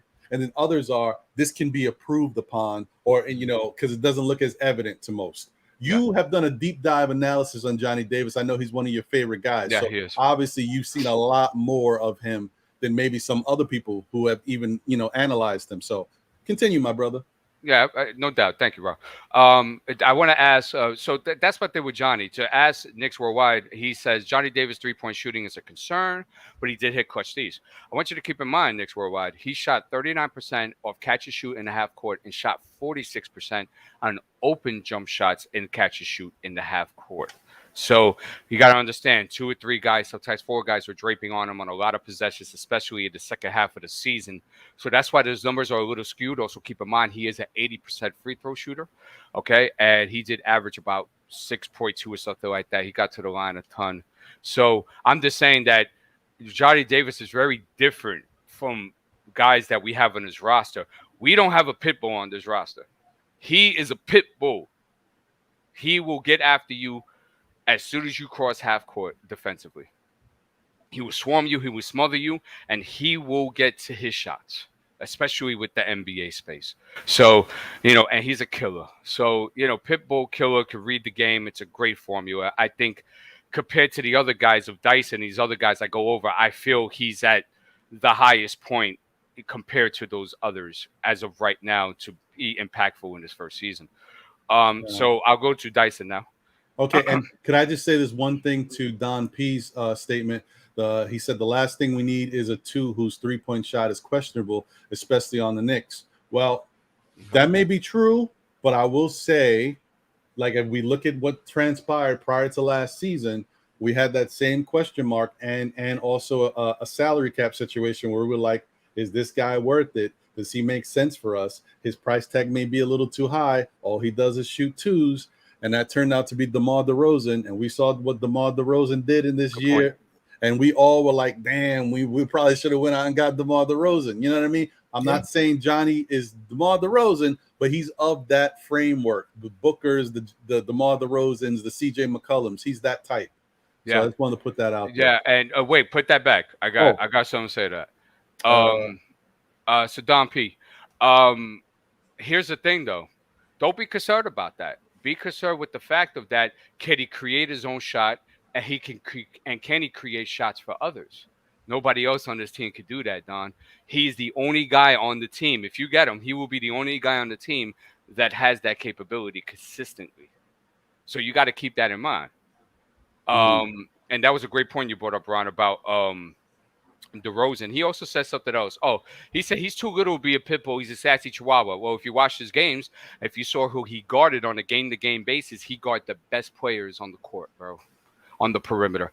Every single game. He guard Jaden Ivey. He guard these wing players that you're going to see in the first round. And he had a lot of success in doing it. So Pitbull doesn't have to be in size. It's actually what you impact defensively on the court, what you impact offensively and defensively. So, keep that in mind. Right. I'm ready for Dyson. Okay, cool. And I was just going to say, Don P, in fairness, we didn't know DeRozan was going to ball out the way he did this year. But if you look at DeRozan's history and his numbers, he was still probably at that point the second best player on the Knicks. So he turned out to, after all was said and done, he turned out he could have been the first, the best player on the Knicks. But it is what it is. Yeah. So let's go to the next gentleman, Mr. Dyson Daniels. Yeah. So if Johnny's not around, I would go here. And as I stated last week, for two reasons. For this reason, he kills two birds with one stone. What are you guys clamoring for all day? Point guard, point guard, point guard. There he is. He reads the floor at an elite level at the age of 18 years old. Flat out. And he has the potential to be an elite wing defender in this league for many years to come. So it would be very hard to pass up on a guy like Dyson, especially at his age, with his height and his wingspan. His wingspan, Ron, is actually closer to 6'11". Is it? Okay. Yeah. That's fine. It's no problem. But he's a guy, cool, calm, collective. He's a quiet pit bull. He's not too demonstrative, and they come in all shapes and sizes. So he's a guy I would take it a heartbeat if Johnny's not there. But now personally, I don't think these guys are going to be there. But I'm saying this is where I'm looking at if these guys are available, because there are some mock drafts that do have these guys these high. So I want to take that to consideration. But I personally do not think he is going to be there. But if he is there, you take him in a heartbeat. Okay, so you want to go through the strengths here? Okay, yeah, big versatile ball handler, absolutely. Could be a little bit better at attacking the pick and roll and attacking his initial defender. That's a development phase for him. But he because of his size, he is able to get the spots in the PNR. He's got a nice floater game. Also, too, he showed very good signs of a post-up game as well. So that's something to look at. Natural passer. Great core vision, absolutely. Defensive instincts, absolutely, especially in transition. He is deadly in transition defensively. I saw power forwards try to yam it on him time and time again. Was not happening. Yeah, good knack for the passing lanes. Definitely agree with that. I could see he only grabbed like about 4.5, 5 rebounds. I want to see more from him on the next. So I want to see like around 6, 6.5. I think he's perfectly capable of it. Weaknesses. Let's go here. See, pick up dribble. What do you mean by pick up dribble? Picked up the dribble. Got you. Right. Yeah. Yeah. I got you. Yeah. He does. That's a great point. Lacks explosiveness. Yes, that is a concern. But I think what offsets that is 6'6", 6'7" with a 6'11" wingspan. That's the key. That's the key. The measurables are crazy. Yeah. And consistent shooting. Absolutely agree. He did shoot better at the second half of the season. It wasn't anything fantastic, but it did look better because at the beginning of the season of the G League Ignite, he was like around 15, 17 off the top of my head. He actually ended up like around 32, 33, 31, something like that. So that's a pickup, and that's encouraging. And if you guys have seen tapes on him, he has a good stroke. He has good mechanics. I really see him being a good catch and shoot shooter at the next level. I really do. So this is a no-brainer. If he's available, you snatch him. Okay. Love him. I just got to throw it in there. I love him. Oh, yeah, no. I think a lot of people like him, and that's another reason why we don't think he's going to be there. If anybody, there's a lot of guys that have been movers. I think he's been moving Daniels, up. He's one of the biggest movers in this draft. He's been moving up. Yeah. Shout out to Jay Boogie once again, Derek Johnson, East Blue Drew. My man John from Still Knick Fans is in the building. He couldn't be with us today, guys, but don't worry. When we get to our next show, you'll see him here. I think I got everybody else. Derek Johnson. Yeah. Okay. So as we said, The Poetic had other guys, Tari Eason, Jake LaRavia, and Jalen Williams. We can get into Tari Eason now. Salute to IQJ. What's going on? Big Shiesty in the building. Also, too, we have 88 watching, only 50 likes, guys. Come on, let's get those likes up, please. Yeah, man, definitely show your support, show your love. We appreciate it. Thank you. Yeah. Boogie, I gotta address. Boogie's my guy, bro. I gotta address him real quick. Go ahead, brother. And it's all love, Jay. You know the deal, bro. He said Davis can't attack the rack and beat you off the dribble like DeRozan. When the game is on the line and we in the 5th, 6th, or 7th game of a series and your shot is not falling, can you be your man? Oh, can you beat your man? I think he was trying to say. He'll grow into that. And my advice for Jay Boogie is that I have an open invitation to you at any time for us to watch film. And I could show you that on single coverage and with the weak side coming, he couldn't be stopped. They had to crowd him. They had to crowd him with 2 or 3, 4 guys because he was just getting there when he wanted. So, you know, it's something to look at. But what do you call that? Okay, thank you. Tari Eason. Oh, okay. And I'm not, like I said, I don't care either way. I want the Knicks to get the best possible guy. I like Johnny Davis. I like other guys like Benedict Mathurin a little bit more and stuff like that. But I will tell you, I saw something, and I'm not going to quote it word for word. I saw something last week that said Johnny Davis was double teamed. Like he was like top 10. Like the level of double team he got was the highest in the nation. Like he was in the top 10, top 5 or something. Weird stat like that. So he got double teamed a lot. Yeah. But go ahead, brother. Yeah. Shout out Stephen Fox real quick. Mr. Professor, great friend of mine, says Dyson has a beautiful spin move package with his floater. Absolutely, Professor. And he can spin to both sides. He's got good footwork for his size, especially for what he does. That was a great point you brought up. So Tari Eason. If Johnny's not around, if Dyson's not around, you have to get Tari Eason. And this is why I take Tyree over Sokan. Because although, and I'll give Sokan this, Sokan has a better feel and reads the game better than Tyree, right? And I'll give him that. And that's about it. Tyree has a real potential day one to really guard 1 through 4, with the 5 being a possibility somewhere later in small lineups. Like, he's that of a beast defensively. His frame, too. I got to say it. His frame. Yeah, 7'2" wingspan, 6'8", and explosive, too. See, Sokan lacks the explosiveness. You don't have to worry about that with Tari. And Tari was a beast in transition. Yeah, a beast. So, that's the reason why I edge him over Sokan. Hey, Sokan's a nice talent. He's going to be an NBA player. He's going to help people. Yep. But I'm just saying, if I had to choose between the two, I would go this route. Also, too, Tyree is raw just like Sokan is, but he shot 37% from 3, and he shot 80% for the free throw line, and he got there a ton.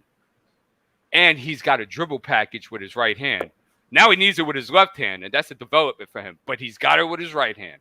So, and I didn't mean to cut you off, but thank you to Stephen Fox. I appreciate that, brother. That is a typo on my part. We went through, all checks and protocols, and I guess we got to fire that department. They failed. Yes, Tari Eason's college is LSU. It is not Wisconsin. That was a mistake. As you can see, I apologize for that one. So LSU, guys, so keep that in mind.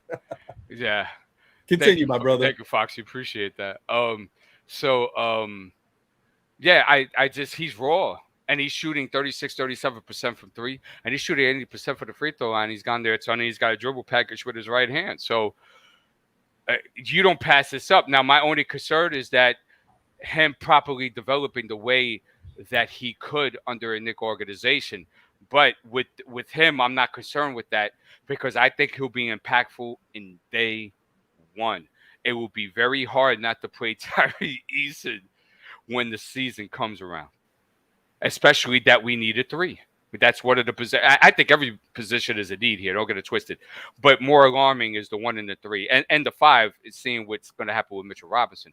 So you can't pass up elite defender. You just can't do it.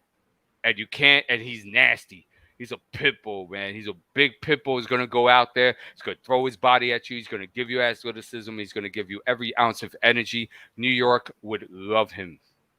So, to the strings, great physical tools, absolutely. Efficient defensive player, elite defensive player. He ain't even stepped on the damn court yet. Steals and blocks, absolutely. Playmaking ability, disagree with that. He's got a long way to go with that. as far as being able to read the floor and being able to create for others. That's a part of his development parts. High motor, absolutely. Agree. Poor dribbling. With the left hand, yeah. Right hand, he's dynamite. Yeah, and I was actually going to put that, but I said, you know what? I think D knows about him. He's going to mention it. I saw it was weird. Like, it was a lot of right-handed flow. Ton of it, yeah. Yeah. Mr. DJ asks, Tari Eason, is he a 3 or 4? Either. It don't matter. That's what makes him. You see, I'm concerned with SoCan kind of being a 3. I mean, just being stuck at a 4. And you might have the whole Obi Toppin thing happening again because Julius is going to play 37, 35 minutes. Where with Tari, you could shift him at the 3. You see? And defensively, the switchability is on lock already. He's ready. He's ready. Right. At ones, it might take him a little bit longer because they might be a little bit faster. He's got to get adapted to that speed. But like a Bradley Beal 2 type of guy, 3s and 4s, he's ready to go with that. Unproven jump shot. Oh, yeah, go ahead. Just want to give my man once again a big shout out. My man Prophet from Feats Sports. He's got a role, but I want to thank him for being here. You'll catch him on the next one when we do part 3 of this special draft series. But appreciate you, brother. I appreciate all of you, the fans, for allowing me this opportunity. Again, hit me up on Instagram at Feats Sports. Ron will share it with you guys. Appreciate you guys. Always looking to kind of chop it up. And if I can be a resource to you guys, I'd love to do it in any way, shape, or form. You want to talk about a player, I'm always here for you guys. Appreciate you guys taking just listening to some of our perspective today. Me and D, and we've had a chance to talk over some of these players and Ron. And so thank you guys. Just wanted to tell you that before I left. All right. And y'all have a great, safe Memorial Day weekend and everything too. Sorry to see you leave, Feet. Have a great day. All right, guys. All right, brother. Okay, my fault, D. Continue, my brother. No, that's not a problem, man. So, unproven jump shot. Yeah, I mean, it's science and it's something that we have to see with volume and stuff like that. But for a guy being raw off 2 point something attempts and shooting 36, 37%, it's pretty darn impressive. So I only see that, matriculating upward at the next level. Right hand dominant, absolutely. Over aggressive on defense. That's a great point. Yes, he is. And he picks up little ticky-tack fouls. He got better as the year went on, though. Early in the season, he had a big problem with it. As the year went on, he got a little bit better with it. And one thing I'll say for Tibbs on this is that he will help Tyree with that big time. So if they get him and Tibbs is around, that I wouldn't worry about that. I think he'll nip that in the butt right away. What's his name? Tibbs zeroes in on those type of things. So he's good. Mm-hmm. Yeah, and foul trouble, that's pretty much the same thing. So, yeah, absolutely. Agree with that. All right. So, just to finish up, Professor brought up a good point. I was going to bring it up, but he beat me to it, and that's why he's my big bro. LSU was number 1 in the nation on defense. And if you look at the box plus minus, if you look at team stats and stuff of that nature, you will understand that Tyree was a big portion of that. So, that was a great play by the professor. As always, he's always on point and sharp. Okay, I'm ready for next. No, actually, I had before Jake. I had Jaylin before Jake. Oh, okay. All right, yeah. No problem.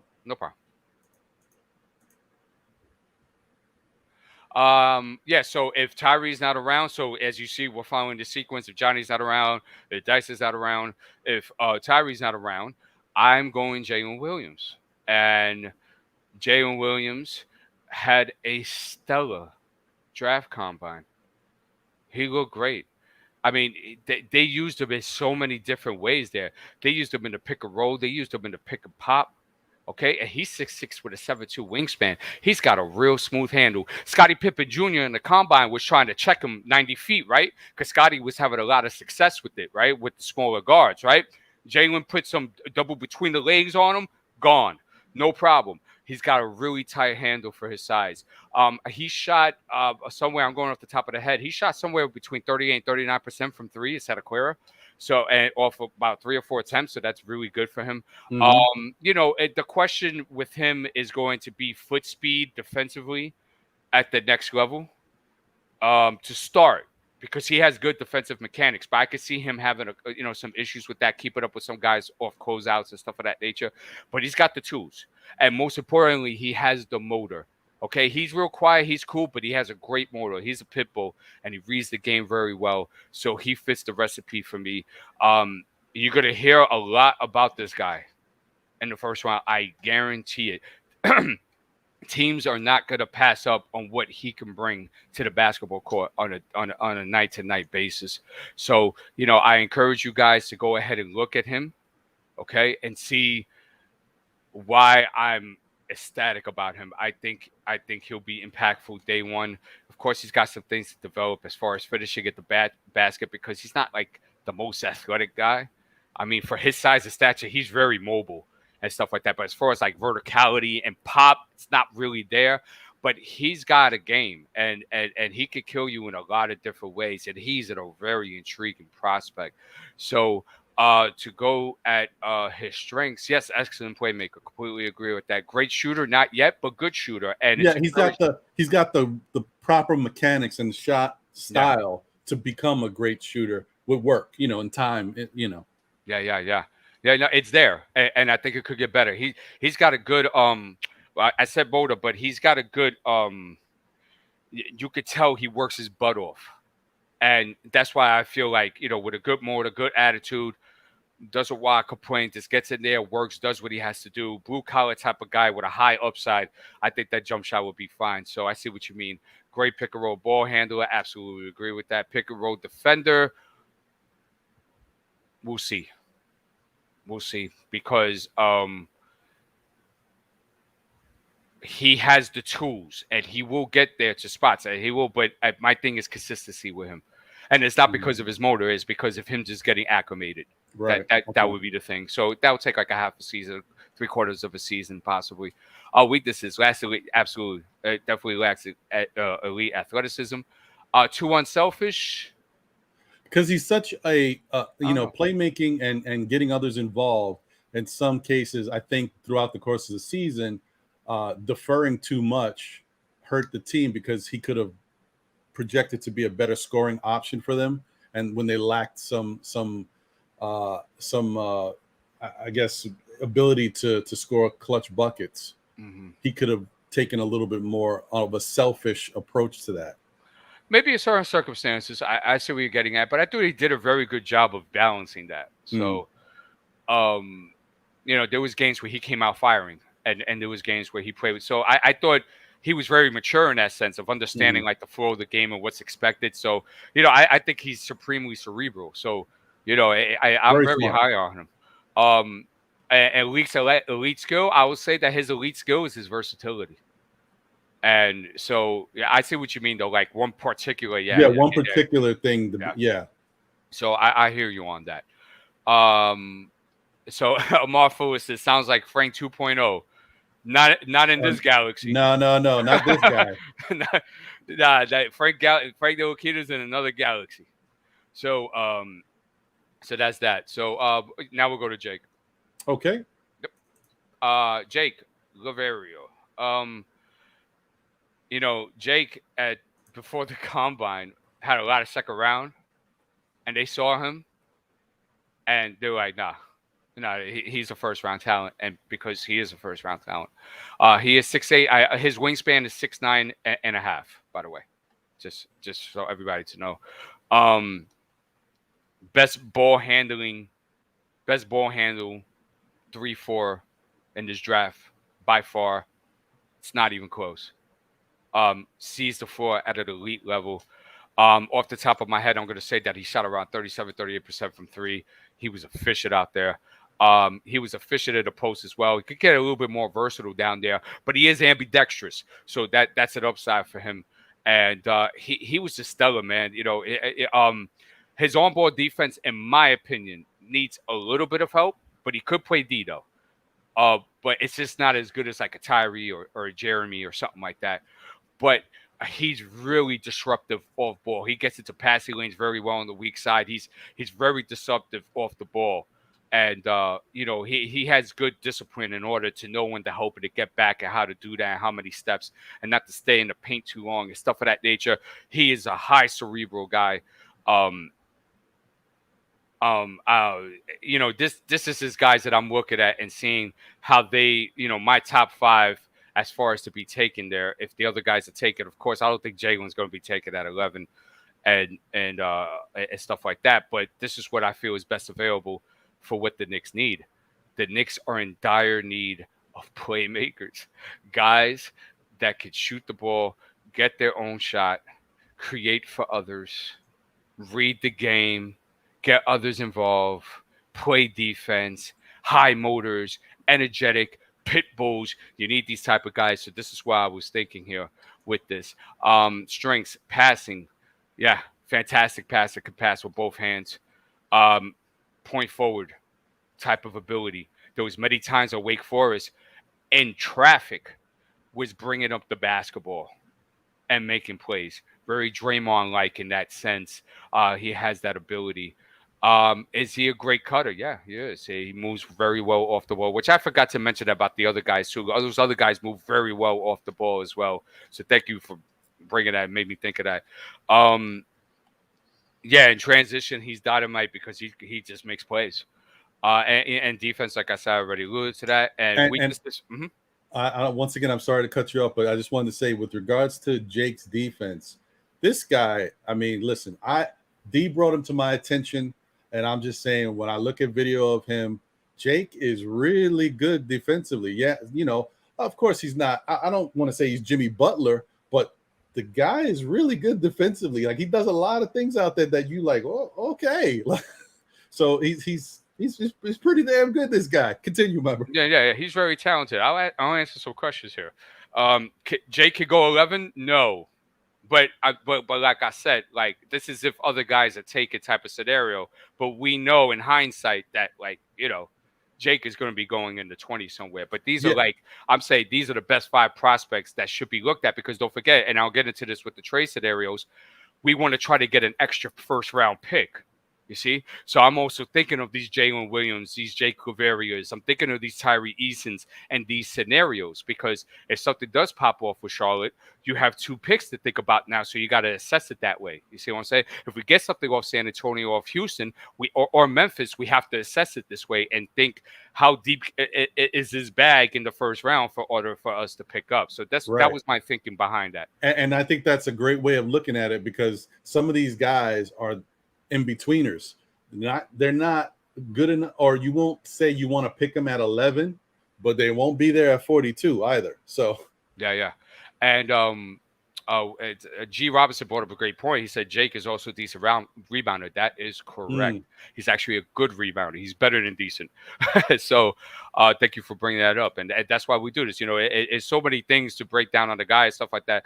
And like I said, you guys can tune into to 2 weeks ago where we broke these guys down a little bit more heavily and stuff like that. So just in case you think we missed anything, or if you need more information, you could go ahead and check that video out as well.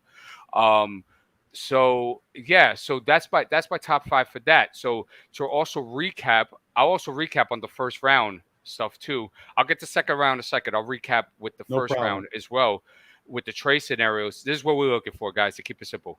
We want to get the expiring contracts out of there. 1. Number 2, got to decide what's going to go on with Julius or Obi. Number 3, we got to look at teams like Memphis, San Antonio, Houston, OKC, and see if we can get another first round draft pick because we need talent in the worst way. I don't care how many guys are on this roster. We need special talent on this, and I think this draft does offer some guys. So we got to, and when we have our third show, I'll get more into trade proposals and stuff like that and see, but I just wanted to build an overview as to things that we should be thinking about if you're the front office and this upcoming draft on how to move these pieces and how to get as many players as possible and to maximize on that potential elitism of the players that are picked. So that's that for the first round. Second round, I went... Now, I don't think Dalen Terry is going to be there. That's just my hunch. I think somebody's going to snatch him. Okay? But if you want to consider him on the first round list, you could do that. And by all means, please do, because I sure would. But I had to split it up like this. Dalen Terry, first and foremost, why? He's 6'6", 6'7", with a 7'2" wingspan, or I'm sorry, 7'1" wingspan. Okay, can't be denied. He has an elite court vision. I'm serious. He has an elite court vision. Okay, you got 7 there. Yeah, it's like 7'1". It's an elite court vision. Okay, he shot something like 38% from three. No, I'm sorry, I'm lying. He 36.5% from three. Did a lot of great things for Arizona. You'll see games where defensively they're not even going on his side, bro. You see him pick up point guards, a lot of stuff like that. It's got a lot of defensive versatility. He crashes the boards. He makes a lot of things happen in the half court. There were games. There was a game in a tournament in Houston where he exploded in the second half, where he just, so he's got that ability as well. I think he has potential elitism, in my opinion. And I think he's still raw in certain areas, like as far as finishing and stuff of that nature in traffic. But he's got a lot of great tools in the set, and there's something that you just can't deny. So that's a guy that I'm definitely looking for in the second round. Now, I don't think he's going to be there at 42. You see? So my idea is this for the second round. I'll just get it out the way now. Expiring contracts again. At point of concern, got to get rid of that even in the second round as well. And we also have 17 million second round picks. Use some of it in order to move up in the second round. OKC has a second round draft pick, I think at 32, 33. Talk to them. See what you can do. They need some veteranship there as well. We have plenty of that. So with expiring contracts. So it's something to maneuver and think about. So when I brought this list up, I'm thinking we're moving up in the second round because that would be the logical, smart thing to do. I would not stay pat at 42, knowing I have 17 million second round picks and that I need the talent all the way around on this roster. So that's my thinking. Dalen Terry, first guy. Okay, want to go with the strengths? No problem. Not good playmaker, great playmaker. Good scorer off the dribble. He does attack closeouts very well. I will agree with that. Good off-ball motion scorer. Okay, yeah, I see that. He does move very well without the ball. I see that. Yeah, and especially on pin downs. They ran some sets for him like that. He did well. A good rebounder, absolutely. Solid defender. I think he's a very good defender. So yeah, especially his work with steals and in the passing lanes. Yeah. Pretty good. Yeah. And consistent shooter. I don't know about that. 36.5 from three. It's not bad. That's not bad at all. I can't be mad at that. No. And keep in mind, 19 years old. I think he's going to turn 20 by the time. But he's 19. He's a puppy. He's a newborn puppy. You try to make sure he doesn't pee on the mat and stuff like that. Right. Struggles to shoot in traffic. Agreed. Extreme low volume player. I'm with it. You know what I mean? Like, yeah. Yeah, I'm with it. But he had like moments of explosion. So it led me to believe I have to keep in mind that Arizona was stacked. So especially when Arizona's starter was hurt and he had to step up and run the team more and got in that role, he definitely was a lot more aggressive. Oh yeah, he had a mess of games where he had 17 points, 6-7 rebounds, 5-6 assists, 2-3 steals. Like he's everywhere. And you love guys like that. And if you saw the interview of him on the draft combine, killer, professional, ready to come in the door, type of guys that change the climate of your organization as soon as he steps in the gym. I love guys like that. So he brings that. That's why he's number one on my list there. And shout out also to Professor Foxy. He clamored for months. Dalen Terry. Give him a lot of credit. He has the eye for this stuff. He's fantastic. He's absolutely right. After watching the film, Dalen Terry, all the way. For the second. Thank you, sir. Ryan Rollins. Ryan had a very nice draft combine.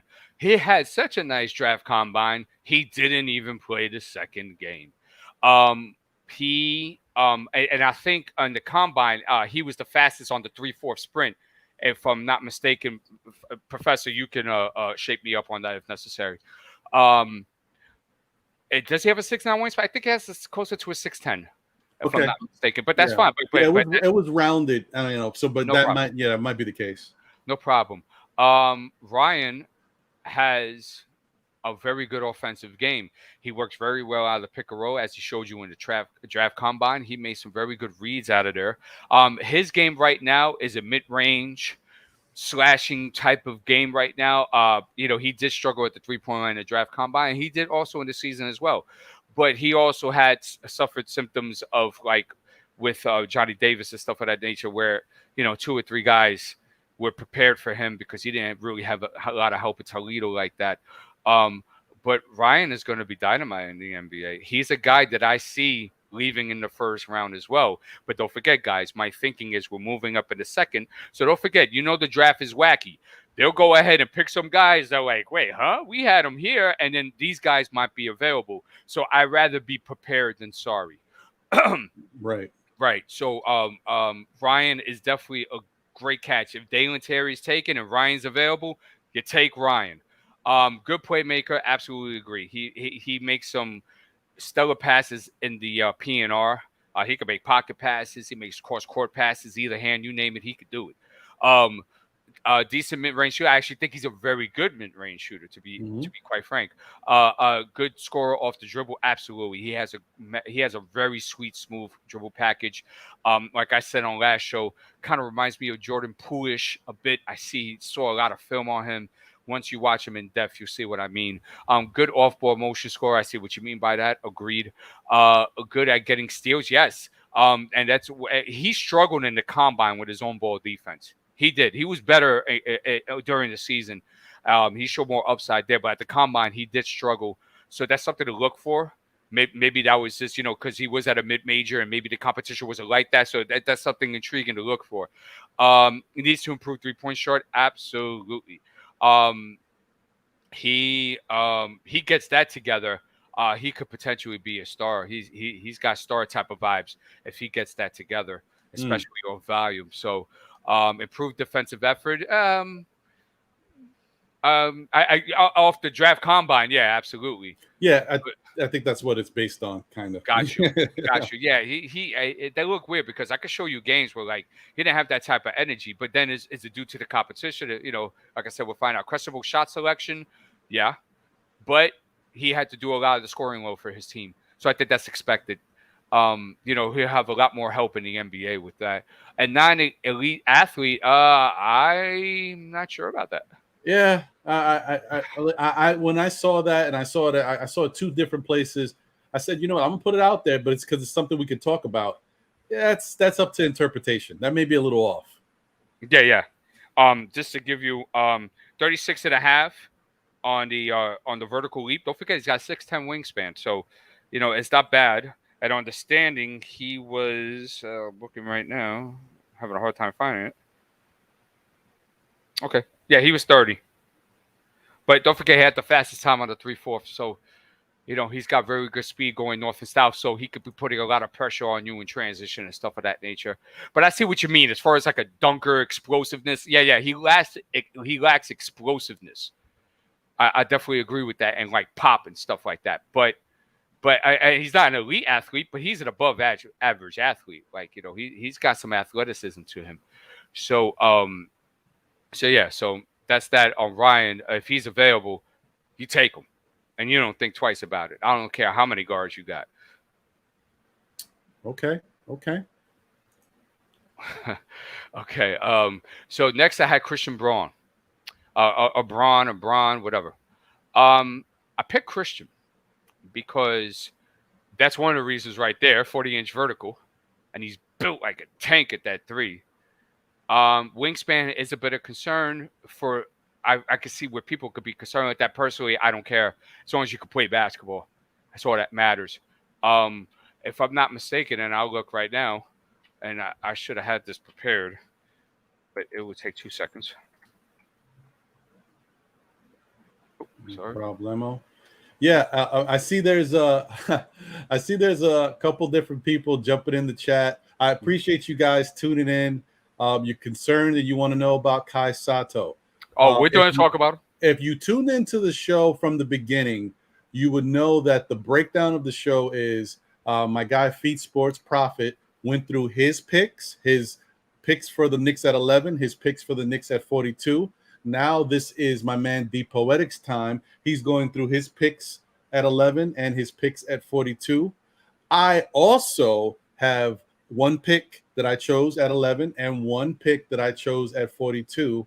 And one of those will be Kai Sotto. So, you know, if he wants to talk about him prior to then, fine, but he'll definitely be brought up, and I'm going to talk about him a little bit more. So you just hang tight.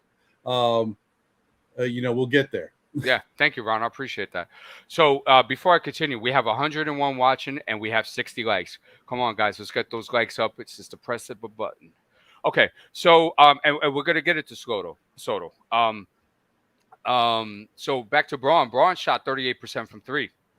Braun shot 50% for the field. Braun averaged 6 rebounds and almost 3 assists. And he has a way of pace with him with the game that I feel would definitely translate in the NBA. And he has some unexpected explosiveness as well. And he did a very good job of getting to the rack at Kansas and stuff like that. So I feel that if Rollins and what's his name and Dalen Terry are taken, I think Christian Braun is a very good look, especially that we need that 3. And he's a guy where he's a workhorse. He does have a good motor. He's going to come in. It's all business with him. And those are the type of guys that we're going to need on this roster moving forward in order to have any type of a successful concession. Good playmaker, decent. He could get better, but it's not bad for what he does. I think he's a good mid-range shooter. Good scorer off the dribble. He's very like he's like a line driver, so he doesn't have like a lot of wiggle in his game. So, but he's very strong, and once he puts his shoulder on you and you're on his hip, you're done. So, you know, he does attack the basket. He is aggressive in that sense. Good off-ball motion scorer. Tell me what you mean by that again. Like, what do you mean? Like moving off the ball? Well, I'm sorry. Repeat that. Good off-ball motion score. You mean like moving off the ball? Yeah. Like being, it goes back to just a different way of saying good moving around the court, getting open in lanes, cutting to the basket, you know, things of that nature. Off-ball motion scorer, like getting himself to spots and open, so he gets like, it's not transition baskets, but it's in the flow of the offense, like leading to the basket. He's really good at picking spots and moving. No. Yeah. Okay, I see what you mean.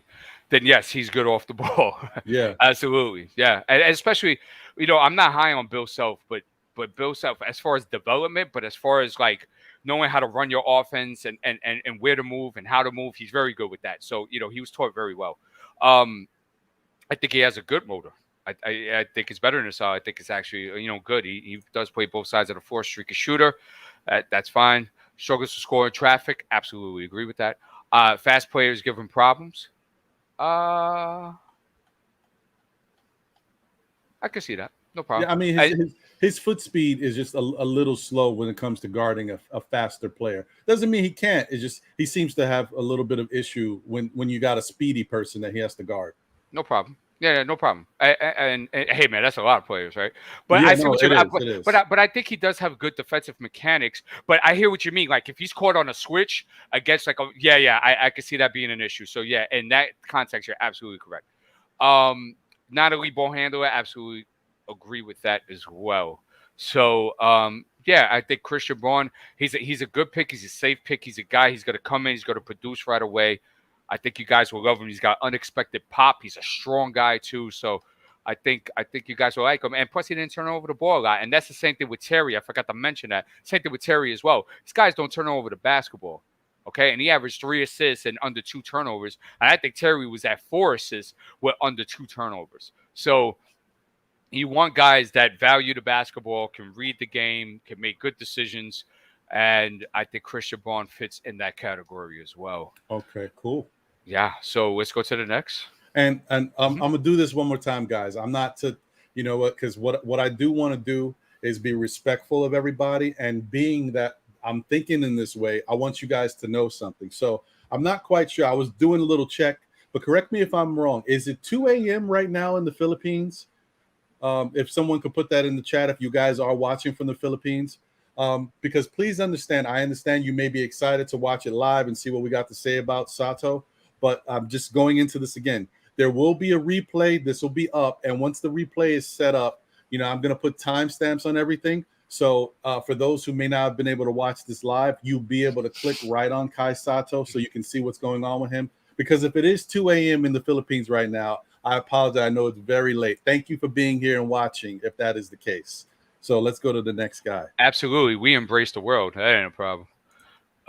Okay, yeah, Jalen Williams with the foot. Now, I think he's my only setter on this. And the reason why is because the reason why center is not a priority for me, and I know you guys are going to disagree, and this is just a matter of just ideology, and that we are in dire need of a dynamic wing player.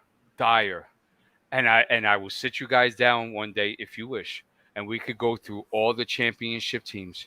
We can go through all the championship contending teams, and I will show you that it all started with a dynamic wing player.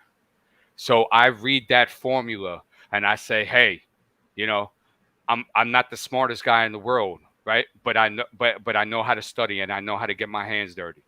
And I'm saying that this formula is consistent no matter in what era of basketball. Okay. So that's why centers are not my priority like that as of yet. I feel priority first is dynamic wing player. Then I go ahead and fill out the rest. But I picked Jaylin because Jaylin is special to me. He's not going to wow you. He's not the sexiest guy in the world. All right. But he reads the game at an elite level, in my opinion, or potential. I'll say more potentially elite level. It's not elite yet, but it could get there. He reads it very well. Put me at the other screen real quick. Oh, yeah. Yeah, the one you just had before. His wingspan's actually 7'2". Is it? Oh yeah. Okay. So all right. Or it's like 7'1.5". It's around there. Oh wow. So it's but wow. Yeah. Okay. Yeah. So and he's a post interior defender. Day one has capability to stretch the floor. 3-point numbers won't wow you guys, but he has good mechanics. And he shoots well for the free throw line. And in the combine, he hit a couple as well. And the mechanics look straight. They look good. So I feel he could be a threat there. Like I said, he's a guy where he's a pit bull. He reads the game. He's going to come in the organization. He's going to change it day one just based on his intangibles. So if you guys are a fan of Taj Gibson, for example, right? Professor Poyer is how I'm going to say it. If you guys are in love with Taj Gibson, you guys will love Jalen Williams. You'll love him because he does those type of things. Now, I think Taj is more advanced at the footwork at this point in time. But, you know, he just does those type of dirty work, intangible things. And, you know, you can work with him in the pick and pop. You could work with him in the pick and roll. You know, you could work with him on the high post because he's still a passer. You could work a lot of dribble handoff scenarios with him and stuff like that. So you can use him in an array of ways. And he's going to give you effort every night. I think actually he's 6'9" and not 6'10". But in today's NBA, that's fine. And he's day one post interior defender. So he's a guy I would definitely look at if those other guys are taken. So yeah, we'll go to that now. Rim protector. I mean, he's solid, I guess. And actually, this is just a little correction. What I should have put here was it was supposed to be tools to be a good rim protector, but I didn't want it to be too wordy, so that's why I wanted to specify. Hey man, ain't nothing wrong with wordy. So you know, look, I'll be honest. You know, he averaged a block at 1.1 a game. That's on blocks, but where his real elite skill is down there in the interior, it's him just playing good positional interior defense. Led the nation in charges with 59. Okay, I'm going to repeat that again. He led the nation in charges with 59. And his defensive IQ, as far as rotation and weak side help, is through the roof. You need this. This guy will bring it day one, and he will elevate the defensive system of your roster as well, because he'll shut out orders. He'll command guys. He'll tell guys where to go. Elite defensive IQ. Good low post scorer. Not really his game, Ron. Tools. But you can work him out the pick and roll though, because when you work him at that roll, man, he has the ability to attack it right away, and he also has the great ability of reading the help side. He will make that pass 10 out of 10 times, right? He's special in that way. Good rebounder, absolutely agree. Above average athlete, I agree with that. I think he's a very good defender. So, no doubt. Yeah, we just building, Ron. I'm not trying to say you're wrong. Oh, right. No. A lot of this is me, seeing certain things, but also this is also secondhand knowledge that I'm grabbing. So because it's information based, and so it's talking points. Yeah. So weaknesses these to improve shooting. Yeah, absolutely. Especially in today's NBA, if he could be a consistent pop option in the mid range in that three, forget about it. Jaylin Williams will be starting for somebody. Can be lack of focus on defense. Not too sure about that, brother. Too unselfish. Agreed. Yes, he would pass up shots like, yo, dude, take the shot. You got good mechanics. So I think it's a confidence thing with him out there. I think he'll be fine. He's got a pit bull mentality. Reads the game well. I think he'll be fine. He's got the recipe. Questionable shot selection. Honestly, he didn't really shoot like that for it to be questionable. So, but he brings a lot of great intangibles that any team on the planet Earth can benefit from, and he would definitely be in a rotation day one. He's too talented. So that's the guy that I was looking at, just in case Terry's not around, just in case Rollins not around, and just in case Christian Braun is not around as well. I hope I didn't chop up his name. I think I did, but that's fine. Ron, you want to shout out some people? Got a lot of new guys in here. Yeah, definitely, man.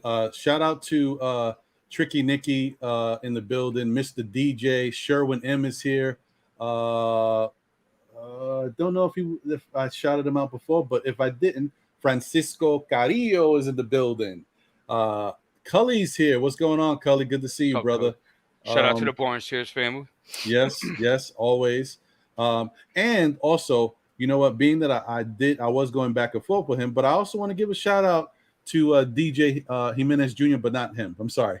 Ken BX is in the building. Rovic Gosella is in the building. But I wanted to also give a shout out to Primo Gaming because we were talking. But I want to give you a shout out for thank you for tuning in and being here to watch information about your guy. Okay. And Kareem Grant. Also, too, we forgot Sherwin. Shout out to Sherwin M. Oh yeah, I got Sherwin. Oh, you got Sherwin. My bad. Yeah, did we get Francisco Carrillo? Yeah, and shout out to Geraldine McIver is in the building. Hey, Geraldine, what's up? Yes. Nice for you to come. Okay, yeah. Oh, Tricky Nicky. Did you get Tricky? Yeah, I got him. Okay, cool. I don't know. I was in space. Sorry, bro. No, that's cool. Yeah. We're good. Okay, thank you guys for coming out. Thank you for supporting. Let me look real quick before I continue with the fifth. Okay, we got 98 watching. We only got 67 likes. Come on, guys. Let's get them up. Let's show the support. I'm trying to see if there's any questions I just want to address. I don't think I saw any. Just didn't want to make sure. I don't want to miss you guys. And if I did, or if me and Ron did, please point it out so then we could address it. Okay, cool. Fifth, I'm ready. He was my fifth? Yeah. No. It was Kamagate fourth, Jalen fifth. Oh, okay. All right. Well, either way, I got you. That's fine. No problem. Ismail Kamagate. Oh, they go Kansas. He's from France. Once again, listen, this is what happens, guys, when you up late doing slides, folks. Yeah, actually, he played for he was playing for France, but then most recently was he playing for the Paris team, I believe, or was that vice versa? because I saw him in 2 different uniforms. I saw him in a France uniform and in a Paris uniform. So I don't know which is the most recent one. Great question. Yeah, because but when I was okay. watching the film, I wasn't time stamping. Yeah. But guys, don't worry about that typo. His college is. Let me put that in the chat just in case somebody tuned in and doesn't see that we explained it. Kamagate. You can talk about him. Yeah, no doubt. Before I get into him, because JJ brought up a good question. This is what I like to see, and I appreciate the questions. And please, guys, bring on the questions. So, Ron, if you say anything, please keep them at bay. Yes. JJ said, D, how do you know? I mean, how do you go about possibly drafting a center while not knowing if we're signing Mitch, with the draft being before free agency? Because we gotta find replacements for Noel. You want to keep Noel? I don't. And plus, if we could get an upgrade over Sims, I like Sims. I think Sims had a decent rookie season. And I think he would have had a better one if he came on the court a little bit earlier, honestly. But I do see some setters here that have higher upside. So I would definitely strike with that. You know, it's not personal, it's business. And if there's just other guys that are better at that position, and you do that. You know what I'm saying? And you know, and you do right by the guys that are being replaced as well. There has to be a perfect harmony with that. So, you know, everybody, it's a win-win situation. Everybody is at a level of respect with that. So that would be my answer to that question. Okay, with Kareem, we'll table that because that's not at the discussion point at the moment. Okay, so back to Ismail Kamagate. I know you guys are going to say, France, no, not another French player. He ain't your typical French player. He is demonstrative. He's got dog in him. He's got pit bull in him. Okay? If you watch his games, you will see he is in the paint with authority. He ain't playing around down there. Okay? I don't think he's going to be here, personally. But I wanted to bring him to the table because I wanted to highlight with the thinking, and I'll preface it again that my thinking is that we're giving up our 42nd or 40, whatever it is, and we're given an additional second round pick because we want to move up and we want to get somebody that could be impactful this year. And somebody that not only be impactful this year, somebody that has room to matriculate and develop and really be something for years to come. And these days, you can find that in the first or second round consistently. So that's the thinking. So with Ismail, he moves very well without the basketball. He is dynamite in the pick and roll as a roll man. He knows how to move. He knows how to space the floor, right? Guys like Mitch and stuff like that can learn something from this. Okay, he's always at the right spot at the right time. He's always around the basketball. So he has very good intangibles with that. Weak side defender, magnificent. You guys would love him on the weak side. He is a good rim protector. I will agree with that. He showed very good upside in post-interior defense as well, and being able to stop his guy and be able to get his hand up and either disrupt shots or block shots or alter shots and stuff of that nature. So he showed very good upside with that. Guys are not going to talk about this, but I thought he had an encouraging perimeter game. He didn't shoot it that much, and maybe he didn't shoot it that well, but he's got good mechanics. I kind of see him being able to evolve with that as time goes. I probably won't see it first year, but I could definitely see it coming around second or third year. So I feel like, there's upside there. And I think there's upside with him as a playmaker as well. He's not as good as the Jaylin Williams and stuff of that nature, but he does read the floor and he does make good dump passes as being the passer out of the PNR. He does read the floor well in that way. He has dump passes. He's caught a couple of cutters and stuff like that off the back door. So he does have upside there. And maybe we'll see more of that in the NBA. And maybe he just wasn't used too much often like that and overseas, as you will see in the film. So you have a good rim protector. Absolutely agree. Good finisher. Absolutely agree. But he has like a ferociousness. He has a vertical pop to him too as well. So it's very Mitch-like in that sense. Yeah, and I'll be honest. Like, this is definitely one of the guys that I didn't know much about. So no, that's no doubt. Yeah. I think it can be better than Mitch because he has better feet and he's got a better base. So Wow. very, very interesting guy. That's why I think he might not be there. But I'm just thinking what's best. And then on the third show, we could get more into realistic type of things. But, these are things to consider. And, and for us as fans, too, and I always talk about this, fan base has to be on the front office's back. If you think they're not listening, you are sadly mistaken. They are listening, and it's very important that we put out the correct narratives as to what is wanted on this team. And we have to be united in that as well. Because division ain't going to get nowhere. Good pick and roll. Big, absolutely. He's stellar there. He has great feet. He knows where to move. He has great hands. He's got all that. Lack of three-point shot, agreed. Limited offensive game. I think there's a lot of upside with that.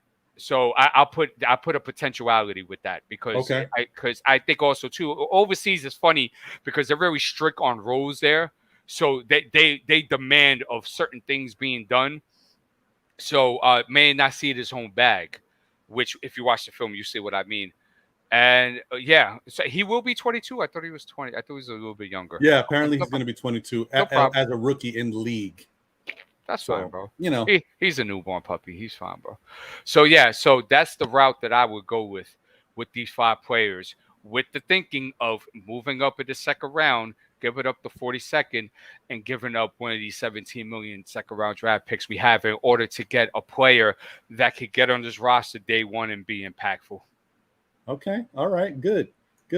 And I know there's obviously other people that we look at, and guys, there's plenty of guys out there who could be selected at any of these positions for the Knicks. At these picks, and we know, I mean, we didn't touch on certain guys that people love.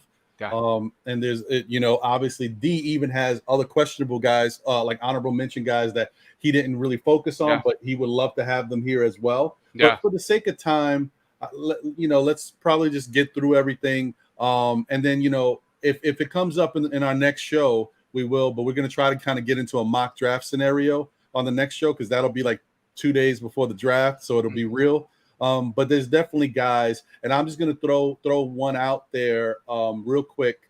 Jaylin Williams is a guy I loved, and if you guys looked earlier in the year, we did a draft special and had video on him, and I talked about him. He was one of my favorite sleepers. I know D likes him as well. For the sake of time and stuff, I didn't put anything together for him because he was going to be one of my guys that I was going to talk about as well. But I know D, you love Jaylin Williams. If there's anything you want to say, like briefly about him, feel free. Oh yeah. Before I do, shout out to Andy N. I saw him in the chat. Yes, Andy and Canal Ban Lauya. What's going on, guys? Yep, that's one of my guys. Canal, real nice guys. Always show me love. I Soldiers of God. Did we miss anybody? I don't want to miss anybody. Soldiers of God. Did you get him? Yeah, I just got him. Oh, you just got him. My fault. I'm sorry. Yeah. No, I think we got everybody that just came in. But if there's anybody we missed, apologies. Obviously, the show is fluid. We're going with it. We're trying to get through everything. So yeah. How about Ken BX? You got him? Got him. Cool. Okay. Beautiful. So, Jaylin Williams. The reason why I put Adonis in there is because of the dire need of having a playmaker. And here's the thing with Adonis. I'll just get to the bad right away. His 3-point shot is, I don't know how to put this. It looked despicable in the draft combine. I think that's the best way I could put it. And he looked very short in his shots. He did not work on his mechanics during the offseason up to the draft combine. So I was a little disappointed with him with that because in the mid-range and 17, 15 feet, he does shoot 46%. So there's upside there. But he does have a whole thing to work on with his mechanics. He's a line drive, a V-line type of shooter. He has this thing where he kind of shoots on the way down type of thing. So he's got a lot of work to do there. But he did finish 66% at the rack in the half court. And he's a pick and roll maestro. I am not lying to you. He is a pick and roll maestro day one. He reads the floor at an elite level, in my opinion. He's probably the best upside in this draft here with an elite playmaking. He makes all types of crafty passes, one-handed, no looks. New York would love him in that sense. He's a New York basketball player, bro. When I was growing up and playing AAU, this is what it was. And he fits that mold. You know what I'm saying? He gets to the rack. He reads the floor real well. He makes stellar passes. I think New York would love him. And if all these guys are not available and he's there and we make no moves with that 42nd, I would pick him up because he would fulfill a need that is direly needed. He's totally capable of running an offense. So his question mark is his efficiency out there in the perimeter, especially at the three-point line. I can see guys play low on him very early. Oh, and also, too, defensively, he don't have a motor like that. So, he takes off plays a lot and stuff like that. So that's something of question. We know how Tibbs is. If you're not playing defense, you're not on the court like that. So, but we'll see how that offsets if they do pick him up with his playmaking ability, which is in dire need as well. So that's why he was a consideration for me as well at that second round. I agree. I'm everything you said. I agree with. Love Adonis Williams. I love his explosiveness. I love his court vision. He was a really good passer. A lot of plus side to his game. And if he's there in the second round, because like a lot of options could be off the board. So we'll see if he's there. I wouldn't be mad at that pick. So, guys, look, for the sake of time, I'm gonna flip my picks. Okay, for my Filipino brethren out there, I appreciate you guys. I had no idea that it was that late over there. So for those of you who are here rocking with us, thank you for your commitment. Thank you for wanting to tune in to hear about your guy. Appreciate you. And I understand. 2 a.m. It's on a Monday morning. People got to go to work and stuff. I hear you. But so that being said, here it is. Here it is, guys. Here's my pick at 42 to the Knicks. Now, mind you, Sotto is starting to open up a lot more eyes around the league, and draft prognosticators and everybody who's looking at him. He might not make it to 42, to be honest. He's not. Yeah, I don't think he's good enough, for 11. But 42 for the Knicks, it might be tough. It might be a stretch. So you got to watch how this draft plays out. And I think the Knicks are going to do their due diligence. They're going to watch and see who falls where. And if they get to a point where a lot of guys jump off their draft board, they may even try to move that 42nd pick to move up to get a guy like Sotto. If they really like him, he did work out for them. I haven't heard anything about how the draft worked, how his workout worked for the Knicks. But I will say I don't think it was bad because we didn't hear anything negative about it. I know he's scheduled to work out for tons of teams, half of the teams in the league pretty much. I know he's also, one of those teams being the Chicago Bulls. Mm-hmm. But I think what you will find is if you look at his draft combine, he worked out pretty well. But if you look at his actual game tape and look at how he played in the FBL, you see he did some really nice things. I think someone pointed to he scored 21 points in 15 minutes against other high-level competition in the FBL. I haven't seen everything, but for what I did see, I like what I see from him. Yeah. Yep. And once again, guys, I was up to like 3 a.m. last night putting this stuff together. He is not from Arizona, okay? Don't kill me. He's not from Arizona. Sorry, I apologize. But so the height-wise, he's 7'2", 7'3". I've seen some places have him 7'2", some places have him as 7'3". He's roughly around 232 pounds. His wingspan is about 7'5". I don't know what his vert is because I was getting some weird information about that. But I will say he can jump pretty well. And then for his height, he's got no problem dunking on people if he needs to. Yeah. So let me get this screen out of here because it disgusts me seeing his college being Arizona. Yeah. All right. Yeah. So as you can see, this was kind of wordy. I went off the board on this. His strengths: he's a decent scorer off the dribble. He's good low post scorer. He's a good rebounder. I saw his rebounding prowess. He's a really sneaky shot blocker. Like, now this was interesting because as I was looking at tape of him, I actually was kind of talking to Feats at the same time, and we were looking at tape of him and looking at tape of Chet Holmgren when it came to shot blocking. And while Chet is a really good shot blocker, Kai Sotto is not bad at shot blocking in his own right. He has really good hands. That's true on the weak side. Yeah, right. And he's an adequate defender. Like, he gets to his spots and he can affect change. I'm trying to think of if there's anybody on the Knicks that you could kind of compare him to as far as someone who is sneaky with the blocks. You wouldn't think he was as good of a defender. David Lee, maybe. Now, he's taller. He's a true center. David Lee was smaller than him, but David Lee was a little crafty on defense, and he would block shots and stuff because he had good athleticism. So I think Kai Sotto, to me, if I had a comp for him, it would be more like a taller Tony Kukoc. I just, maybe because he's lefty, but I like the way his form is on his stroke. Weaknesses: he needs to add strength, which I think will come naturally as he gets older. In the NBA with that big frame, 7'2", 7'3", you want to be able to hold your ground on the box and not get pushed out of your spots. When you get into the NBA, there's going to be bigger, wider players that are going to try to push him off his square. And so getting a little weight and being a little stronger in the post and the paint area will always be a good thing. Can be lack of focus on defense. Sometimes his defensive focus is lacking because he is not as dominant as he could be. And this is something that we've seen happen with other 7-footers. The Knicks had a guy named Kristaps Porzingis, who in his first couple seasons was a defensive monster.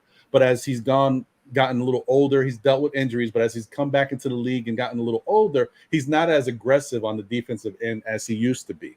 And in some cases, you see guys scoring over Porzingis that you would think, why is that happening?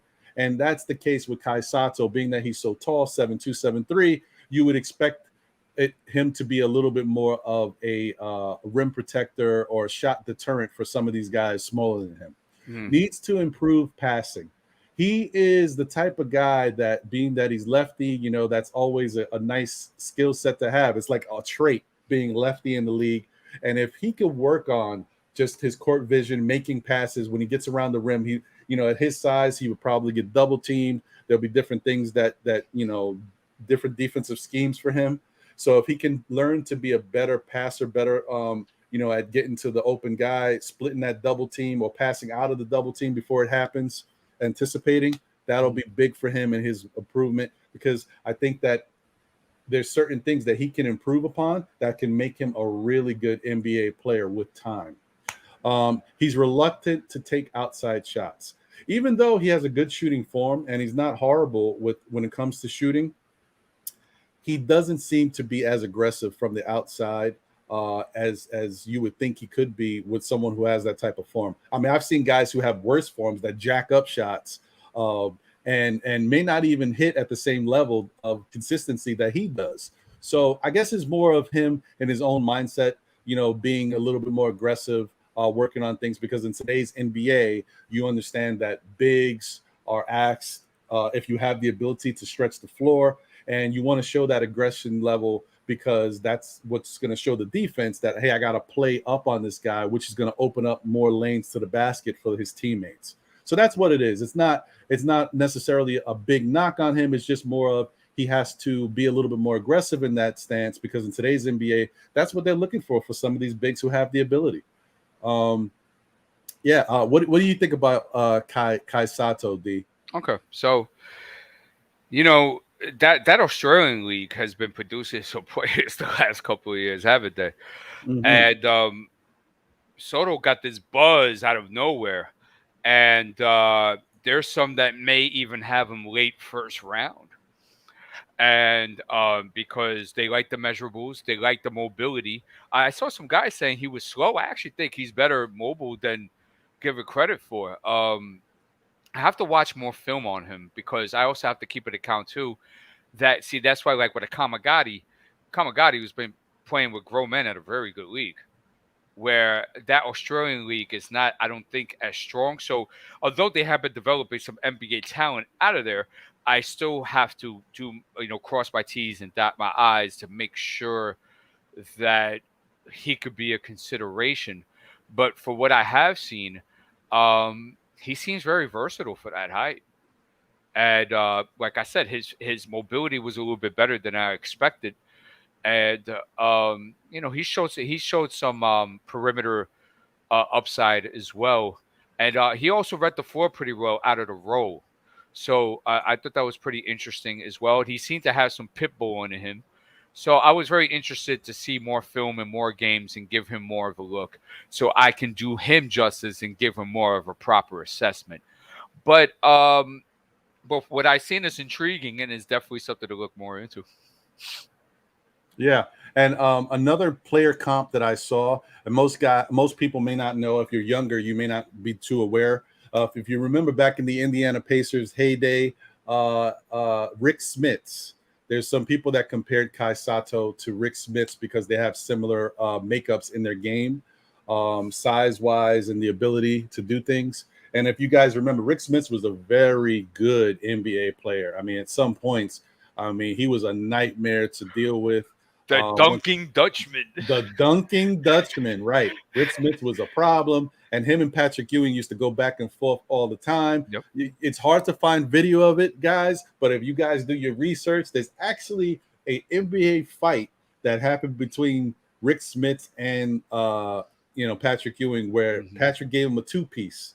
So it was interesting. So I missed the 90s. Yeah, if you can find that, that's a pretty interesting scene to watch. But yeah, so Kai Sotto, they have to.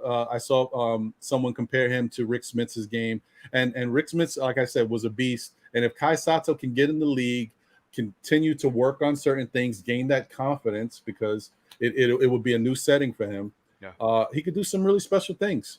So yeah. So to my Filipino brethren, thank you guys for tuning in. I hope you continue to tune in till the end of the show. But if you got to go, I know it's very late in the morning over there.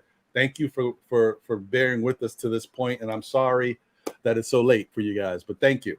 All right, so now I'm going to go backwards to who I have projected at my 11th pick. That's right. Good choice, Ron. That's Benedict Mathurin. To me, if there's anybody in this draft that I absolutely love for the Knicks, it's him. Some people made it like Jaden Ivey even more than him. But for me, I like Benedict Mathurin's game. And I guess what sold me on him is that I wasn't too familiar with a lot of guys in college basketball. I had gone back and forth with D Poetic. We talked about this stuff. And at that time, he was doing his thing. Like, he would be like, oh, yeah, Ron, I got to go at 12. This is happening. So I was like, he was really into it. But I hadn't got there yet, right? So the first things I started watching was some Arizona stuff. I don't know why. It just happened that way. And I was watching how Benedict was taking over, right? And then you witnessed it in the NCAA tournament when Arizona, they were down and they were, going against a tough team. I forgot which team it was, but he took over. And I think they went into, if I'm not mistaken, I think he took them into overtime. But correct. Yeah, he definitely he's a guy who has that star-like quality. Like, I can be the man, go through me. Like, I can be that guy for your team. So I really like that about him. Yeah. All right. Oh, I got it right, guys. He went to Arizona. Okay. So one for three. There you go. So he went to Arizona, and definitely, guys, we've been going back and forth. 95, 100 people in here watching. Hit that like button and show your love. If we can get up to 100 likes, that'd be great. I appreciate all the love. I know I speak for D Poetic as well as Prophet from Feats Sports and my guy John and No Way Jose. We love you guys tuning in and showing us support. Thank you. 6'7" height. Some people have him at 6'6". I saw the 6'7" was rounded off, so 6'7" is what it is. 210 pounds roughly. I don't know what his vertical jump is because it wasn't measured yet. However, Benedict Mathurin can jump. He's a leaper. Yes. So there's no question about that. If you want to say, is it a high vert, one of the best verts probably in the draft class, I would say it is. Yeah. His wingspan 6'9". Give or take, maybe it's a little higher than that, but that's where they got him at. His thing is if we're looking at strengths and weaknesses, he's a solid shooter. That is a great sign, guys. You guys might say solid shooter. I mean, they're making such a hoopla about Benedict Mathurin. I expect him to be solid shooter coming out of college means you can progress into be an A-level shooter because you already are at a good level. You know what I mean? You can there's some inconsistency there, but you can improve upon that with repetition, continuing to work on your form, finding your spots, all that stuff. He's got good handles. He can break you down, get to the rim. He'll dunk on you. Don't play around with Benedict Mathurin. He's a good rebounder for his size. And from the guard position, you want that, because that definitely affects, the game, because sometimes your bigs are not as promising at the rebounding end as you'd like. And in the Knicks case, if you talk about Nerlens Noel, he's not the greatest at rebounding. If we lose Mitch, who is a pretty good rebounder and offensive, he's one of the best. He's number 2 in the league. If we lose that, you need as much rebounding help from your guards and forwards as you can get. He's a gifted athlete. I mean, the dude is a specimen. If you see his workouts, he's working out. I mean, dude's chiseled. I mean, come on, it is what it is. It looks similar to me, but I'm not tooting my own horn. You understand? Yeah, I know you get it. Right. Working on that summer body, right? Yeah. I just don't, I don't want to flex. You know how it is. Yeah. Anyway, so he's a gifted athlete. He's got all the physical attributes, the athleticism, and the tools with regards to just the specimen that he is. Adequate defender. He's not an A-plus top tier defender by any means. Can he be a good on-ball defender? Yes. Can he be a better off-ball defender, help defense, stuff like that in the right system with the right cultivation and development? I think so. And maybe this is the type of guy, as Knicks fans would go back and forth, about Tibbs and coaching staff developing players. Benedict Mathurin is a guy that Tibbs will develop because he, you can see that this guy has talent. It's the question of when it's a guy that is not obvious that you got to see it grow and develop more in front of your eyes in practice. That's the guys that Tibbs, I think, has problems with. But a guy like Mathurin, he'll work with him and get him better. I would say that. Weaknesses, he's a streaky shooter. So as much as he can be on and really like I saw that game where he took them to overtime, he was on. He has his moments where the shot's not falling, and he's still the man over there, so he's going to get his shot opportunities. But sometimes it just, it's not falling. Yeah. Lack of focus on defense. The wording on that, I should have changed that a long time ago, but you see it's a copy and paste thing. It's just that he can be a better defender if he really kind of puts his mind to it and works on, that aspect of his game. For what he is now, he's an adequate defender. He can take that up because he's got all the physical tools and attributes to become a really good defender with high athleticism, quickness, and different things that he brings to the table. If he focuses in, he can definitely take that defense to another notch. Needs to improve passing. Passing is not one of his strong suits because he's more of a scoring option. He's that type of guy. He's not really a facilitator type. Can he improve on that? Yeah, and that's something that he would need to work on because in the NBA, if he comes in and gets better on the offense, he's going to command more respect. He's going to get double teamed. He's going to want to be able to pass out of that double team. He's going to want to anticipate and find the open man and be able to move the ball. Can be a ball stopper. Yes, because of the way he plays. Some of the best players in the NBA right now are ball stoppers. They're just so offensively gifted, and they have that mentality. It's the Kobe mentality. You got to go get it. That's who you are. It's the Julius Randle mentality. It's the Carmelo Anthony mentality. Those guys are in that realm. When you're that type of offensive talent, Benedict is still a notch below those guys. You know what I mean? He's not there yet. He's not like, oh, this guy's lights out. But can he be there? Yeah, with that explosiveness that he has. I like to think of him like an Anthony Edwards type. Anthony Edwards is a notch above because he just is. But Benedict, I think Benedict could be really special. So, and he has questionable shot selection.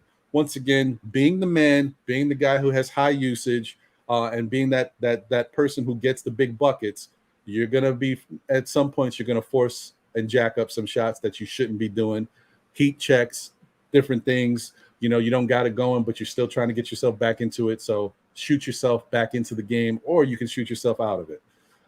Yeah, but that's kind of what I see Benedict being, strengths and weaknesses wise. But I still think this guy is going to be a really special player, and we're going to hope that the Knicks somehow figure out a way to get him. And if they can't, it is what it is. But someone's going to luck out with him. What do you think about him, D Poetic? Okay, so before I do that, new guys have shown up. We got DSJ in the building. Yes. Thank you for coming through, DSJ. DSJ is one of my guys. We got Real King. Real King's another good guy as well. Thank you for coming through. Really appreciate it. Lewis Wilkerson. I'm not familiar with him. Maybe it's one of your guys. Wow. Yeah, no, it's good to see him. Yeah. All right. Thank you for coming through, Lewis.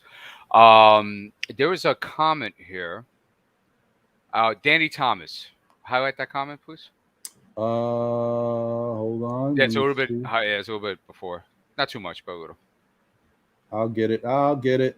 He says, YouTube just suggested the channel and I subscribe. What's your thoughts on Jaylin Williams from Santa Clara? He's projected to go at 14 from what I heard. Well, Danny, you have a good eye. That's one. Number two, we did talk about Jaylin at the beginning of the video. So, you know, for time purposes and for us to get on with the show, you could just check that out at any time and stuff like that. We gave a good assessment on him early in the show. And also, too, we also had a show 2 weeks ago, which was part one of this series, where we got into a little bit more in depth with Jaylin as well. So you want to check that one out as well. And just want to say, guys, you're going to have to bear with it because after the end of this video, it's going to upload to YouTube and it's got to run through its course of things. Once that's done, I'll be able to put timestamps on. So if there's any particular player that we went over, like a Jaylin Williams that you'd like to see, you'll be able to click right on the timestamp and go right to when we start talking about that person. Yeah. Yep. Excellent. Thanks. Julian Bloom, thank you for coming through. He had mentioned that he had missed last week, so I'm glad he was able to come through. So appreciate you having here as well. Mathurin. Hey, look, listen, if he's there at 11, you take him. And you don't think twice about it. That's a no-brainer. I don't think he's going to be there. I could see him like, I think like 6, 7, 8, somewhere around there. So yeah, I don't see him there. But if he is, you take him in a heartbeat. I will give you some friendly push about certain things. Okay. I think his passing's a lot better than advertised. He made some stellar reads in that pick and roll this year, which was a real development for him from his freshman year. He read the floor a lot better this year, so I see him continuing to grow in that as well. I just want to add some things that you missed. He's a pit bull. If you saw his interview in the draft combine, he's another guy. I love these Dalen Terrys, these Johnny Davises, these Ben Mathurin type of guys. All business. No kidding around. We're coming here. We're here to win. We're here to change the culture. If there needs to be a culture change, they're professional, and they're going to get the job done with high motors and good teammates as well, good communicators as well. They talk well. So keep that in mind as well. You pretty much nailed just about everything. I think he could be a great shooter in the NBA. He has very smooth mechanics. It's gorgeous. And especially if you watch him at the free throw line, it's just like when it goes in, it's like swish. Like it has like this beautiful sound to it. He has really good rotation off his fingers. So I see that translating in the NBA as he goes to the next level. Definitely a gifted athlete. I totally agree with that. His handles have to get better because in space he's okay. But in traffic, when he had to snake the PNR and stuff like that, kind of struggled a bit. Excuse me, getting into his spots and showing different array of moves with the ball. So that's something that, he's going to have to work on. And I think depending where he goes, if they're able to unlock that and grow that, he is going to be a superstar in this league. So that's something for Ben Mathurin to look out for. Yes, he is a good rebounder. Totally agree with that. Streaky shooting, I can see where you're coming through with that. Let's see, it could be a ball stopper. Well, questionable shot selection. That's what I want to get at. You see, because of his lack of creation, Ron. I won't say lack of creation because he could create. He just doesn't create consistently. Mm-hmm. It led him to taking some fadeaway middies and stuff like that because he's not able to get where he wants to get to all the time. Right. So that's where that came in, and I think that's something that will improve on as he gets into the NBA. A lack of focus on defense. You have to show me because I thought he was pretty consistent. My thing with him defensively, I didn't like the way he defended closeouts.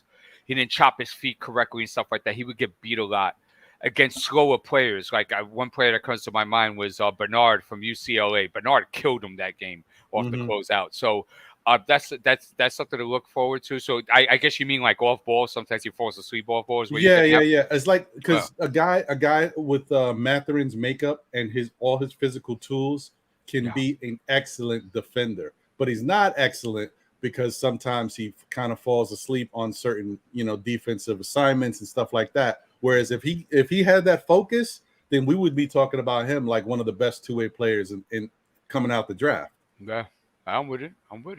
But yeah, I thought everything else you hit the nail right in the coffin, bro. All right. Yeah. Well, I mean, listen, guys.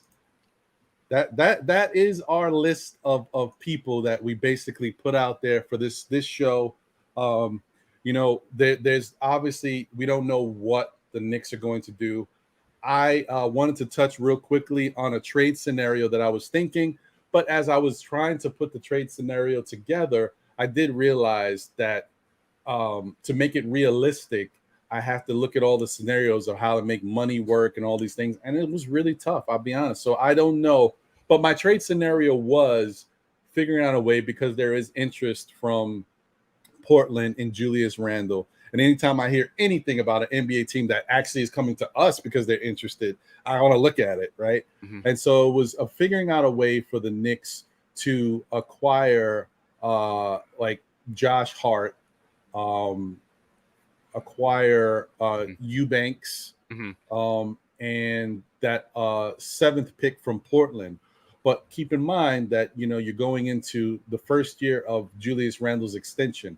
And I believe he's going to be making around 23-24 million. So the money's got to match. Yeah. And that scenario that I just mentioned, the money doesn't match. Now, you could do something where you're able to say you're trading Julius Randle for the 7th pick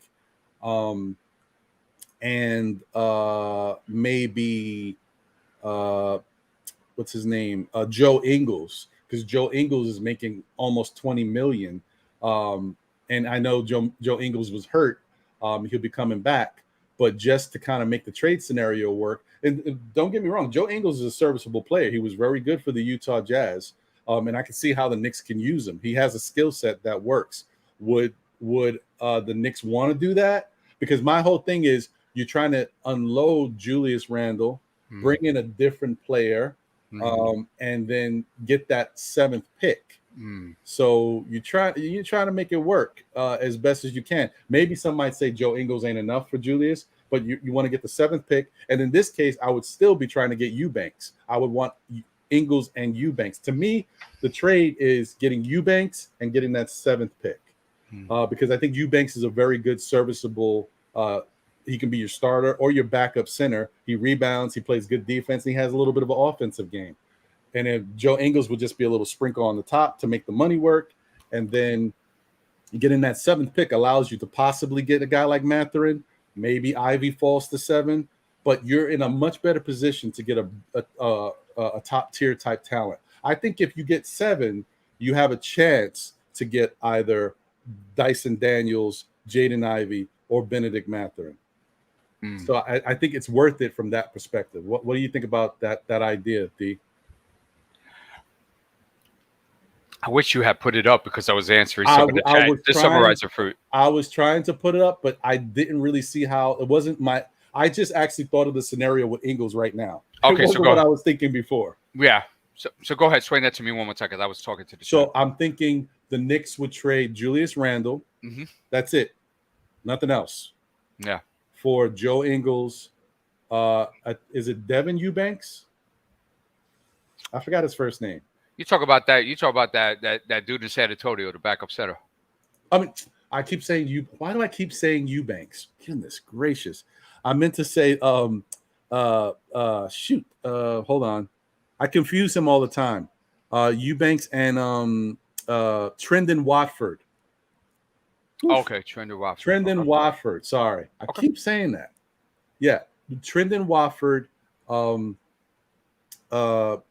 Joe Ingles, and the 7th pick for Julius. Mm-hmm.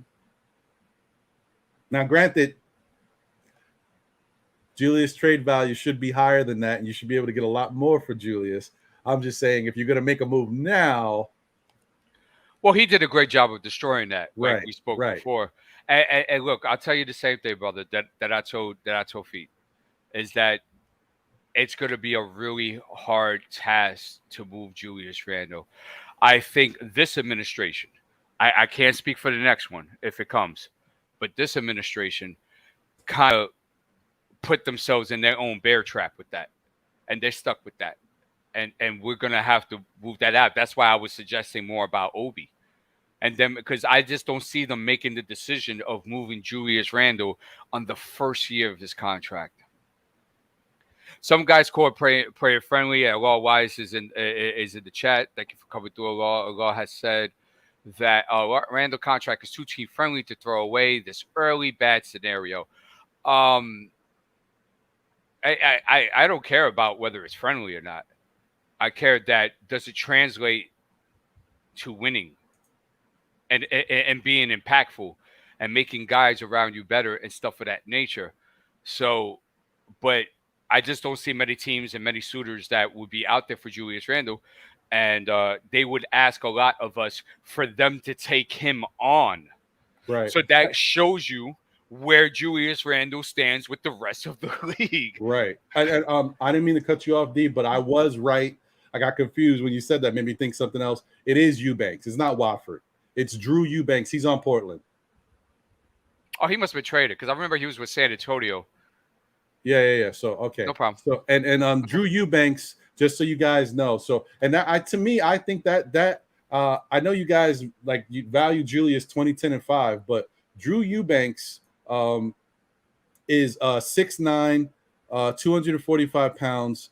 He averaged 14.5 points in 29 minutes for Portland.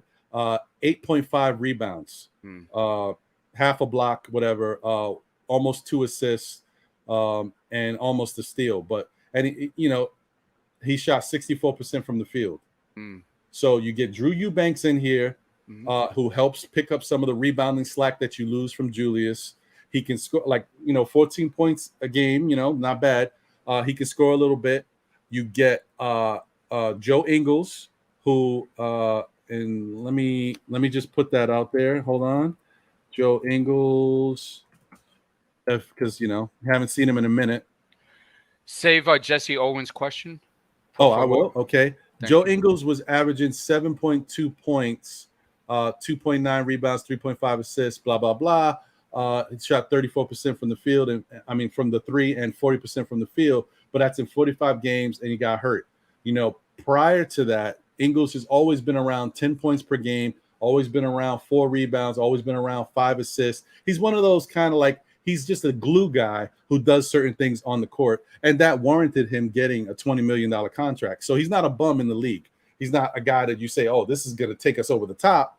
But to get him to just make the salary work, Eubanks to me is the key player, and that 7th pick to be able to draft Dyson, Ivy, or Mathurin, to me that's huge. You think Portland's going to give you that 7th pick? Listen, I don't know. Portland, we don't know what Portland's doing. We don't know if they're rebuilding, if they want to win now. Just the fact that they're interested in Julius Randle sounds like they're not rebuilding. Sounds like they still want to try to do something and put something together to be around Dame. So who knows? I know. But the reason why I proposed it that way was because if you're 7th and Ben Mathurin's on the board, you're going to pass up Ben Mathurin to do a trade for Julius Randle? That's why you got to do this now. Like, you want to do this before the draft happens, and you have a better idea who people are taking. Because once you know that a guy might be there you love, they're not trading him. I agree.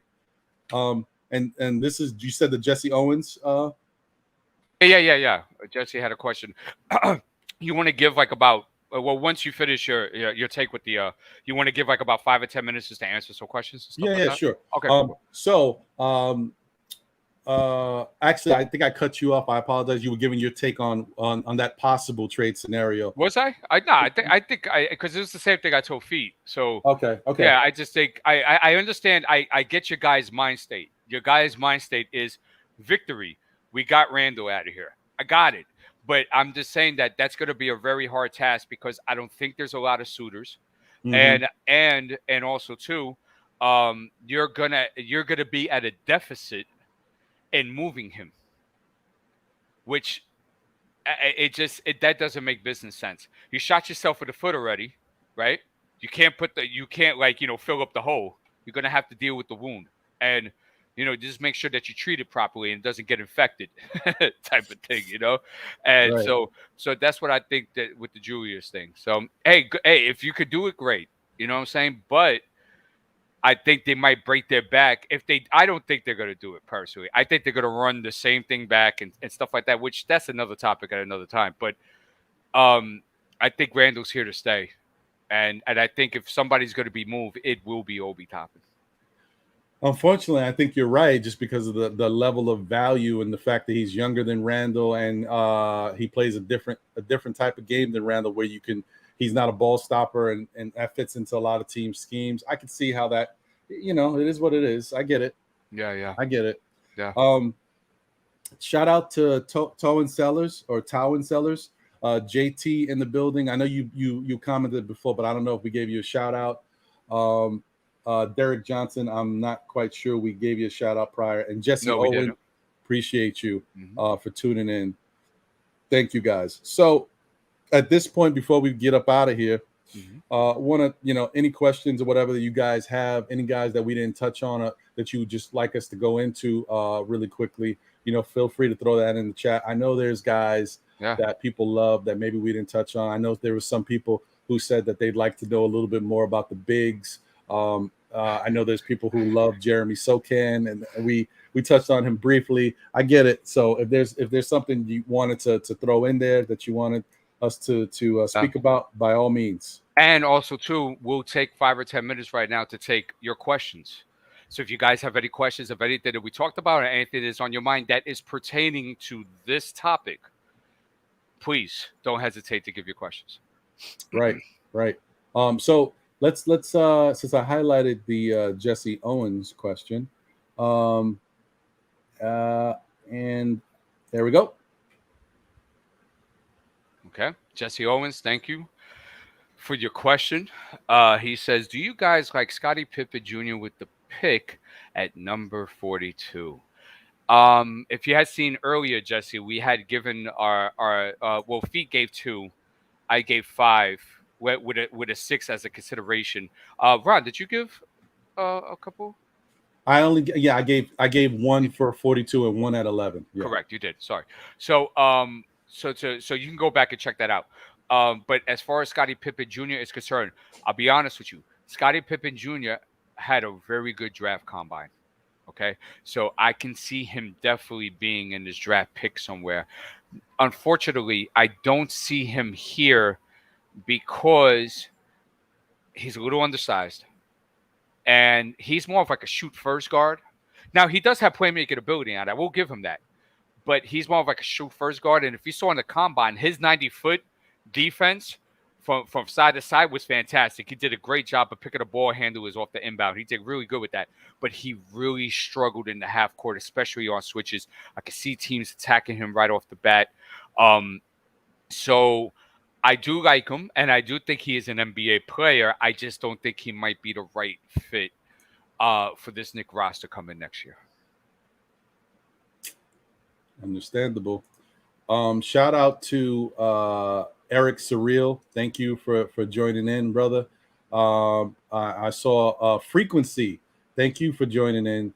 Appreciate you. And I don't know if I mentioned him earlier or if D did, but shout out to John Talento. Thank you for being here as well. Absolutely. Thank you, John. Frequency. What's up, brother? Let's see. Oh, ED. Ed Winning. Ed Whining. Okay. Thank you for joining in. Appreciate you. Yeah.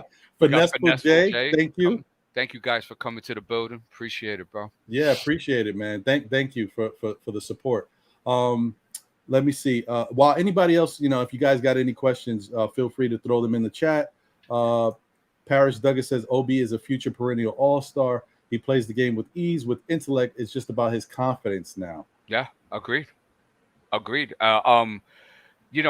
got a lot of holes in his game, Parrish. But the way that I looked at it was that if Randall's going to be 24-25 and Obi's going to give you that same type of production, right? It'll be a little bit less, but it'll be around the ballpark, right? At, what is he, 5-6 million? I mean, it's a no-brainer. The issue, Parrish, that we think that way. Well, most of us think that way because there's some people that are not in favor of Obi. But I don't think the front office and the coaching staff is thinking that way. So we'll see. Because, and I saw your thing before talking about how, you could put Randall and Obi at the 4 and 5 and that should work. And I would do it. But Tibbs' defensive philosophy is not based on that.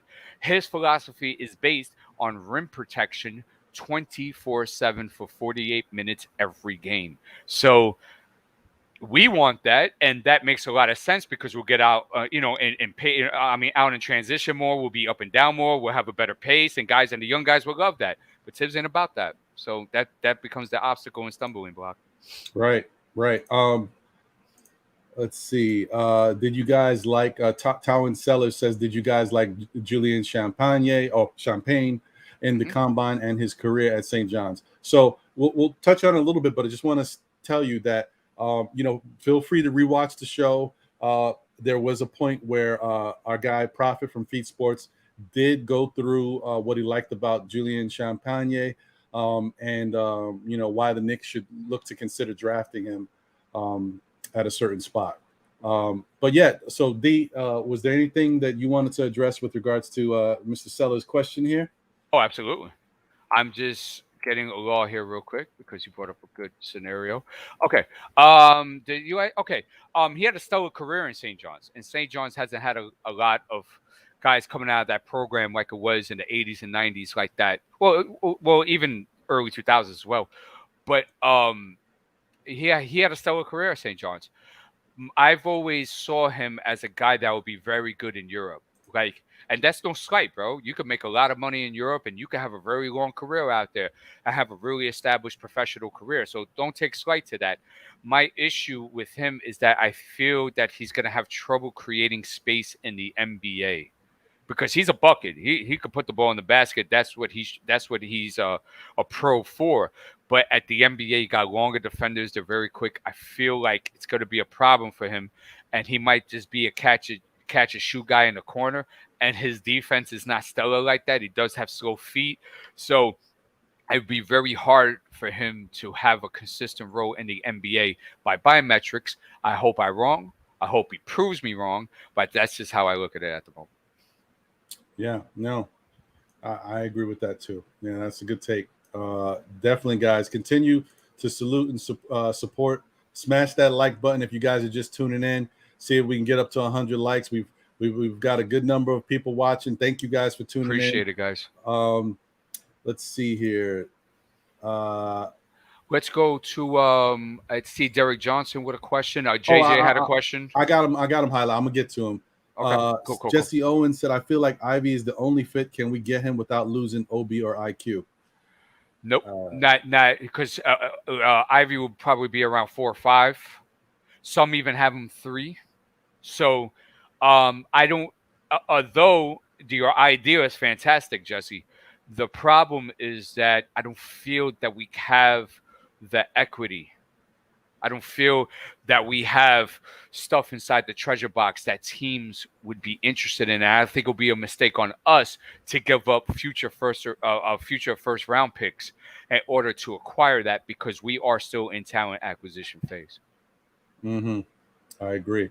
JJ said, do you expect the wing to get minutes if we take one at 11 over guys like Fournier and Burks? And we know how Tibbs is. It would be frustrating.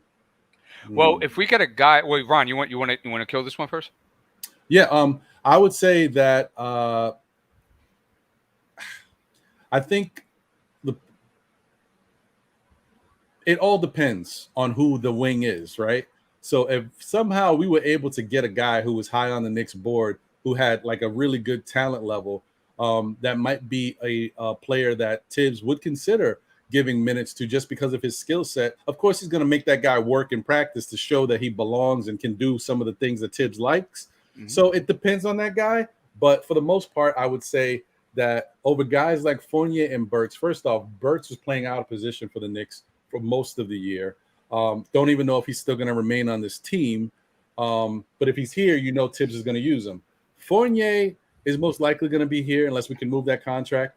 And he's going to need his minutes. He did give us a lot of great three-point shooting last year. He broke the record for single season threes by a Knick. So you're going to see some of that happen. But like I said, it depends on who the guy is. It has to be a certain – if the wing is just – if we get a wing that just comes in, and maybe because there's wings that don't have a high level of an offensive skill set. They may be more defensive-oriented, good playmaker type, passer, facilitator type, jack of all trades. But that type of guy, you can expect he might get minutes depending on what we need, but you won't see him as much over guys like Fournier when we need scoring options on the court. Burks, say what you will about him and his lack of efficiency as a point guard for us in that realm. As a shooting guard, as a two guard, Burks is, he can be effective at times. So it all depends on who the Knicks have on this roster. I don't know. How do you feel about that, D? JJ has been talking about this for a while in the chat. I will say this, JJ.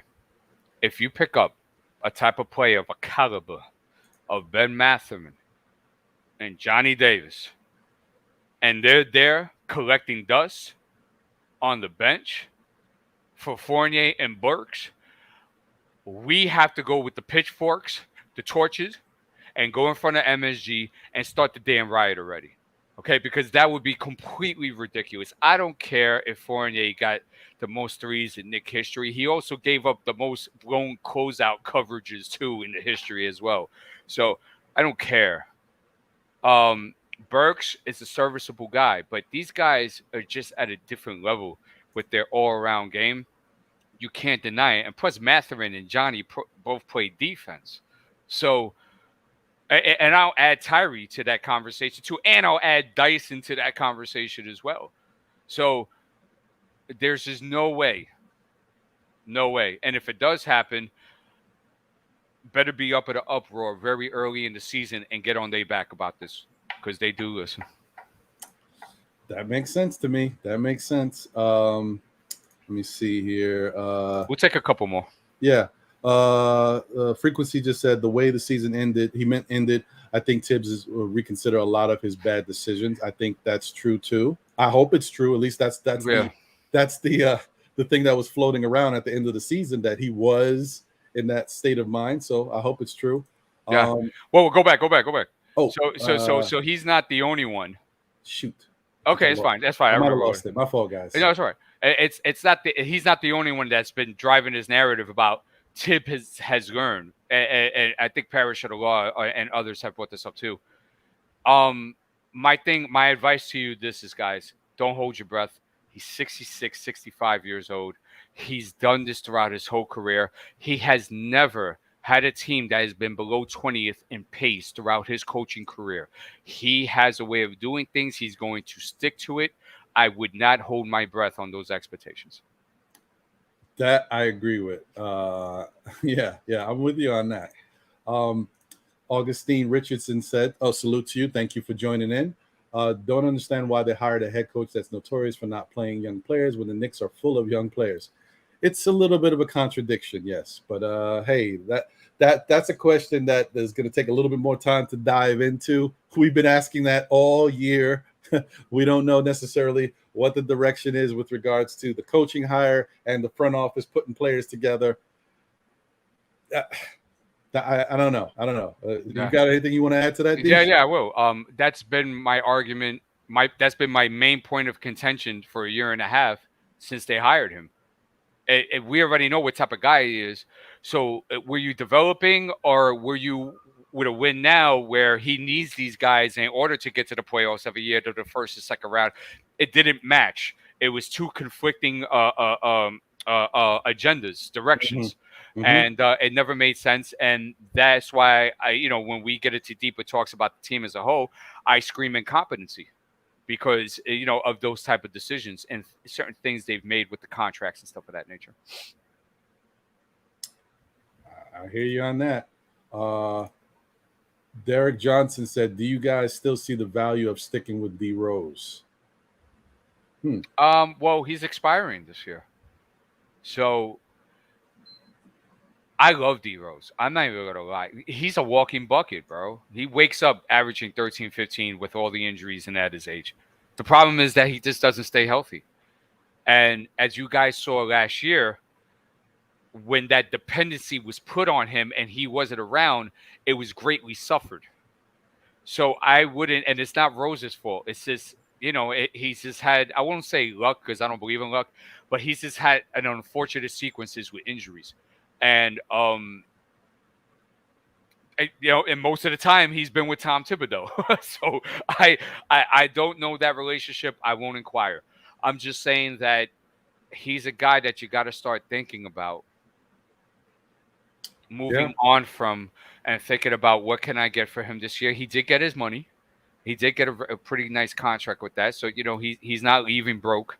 And he's those type of guys that I'm very high on doing well by guys when they're leaving with your Burks, with your Noel, doing bye by them, put them in good positions and stuff like that. But you do have to move on, and you do have to think about getting younger, more athletic, more elevated quality talent on this roster in order to have some of the expectations that you guys do want, which I would imagine would be a championship or championship contention, at least in the next 3 to 5 years. I agree with that. Talon Sellers says, can we possibly trade to get Halliburton, which we should have drafted anyway? I think that door is closed. I think Indiana, they moved their chips. They're going to rock with Halliburton for a while. I think they also see there's some flaws in their roster now, and they're going to continue to try to build that roster up and move in a different direction. So I think the Halliburton door is closed, man. Yeah. Agreed. Indiana ain't giving them up. Right. No. Because you know what? He's a talent. Even if I still think there's some holes in his game that he needs to work on, I think that I feel like some of that got exposed a little bit more by him being in Indiana and being forced to be the man over there because they had got rid of people and people have been hurt. Mm-hmm. He's got some stuff he can work on, but he can still get better. He's good at what he does, but he can get better offensively to help that team out because they were really looking to him to be an option. Yeah. The coolest said, Agbaji, get rid of Burks. Yeah. Well, I'm with it. I'm okay with that too. I would get rid of Evan before Burks, though. Interesting. Yeah, okay. Because Burks is more serviceable. And in a pinch, he could do a lot more things than Fournier can. He's just a one-trick pony. Yeah.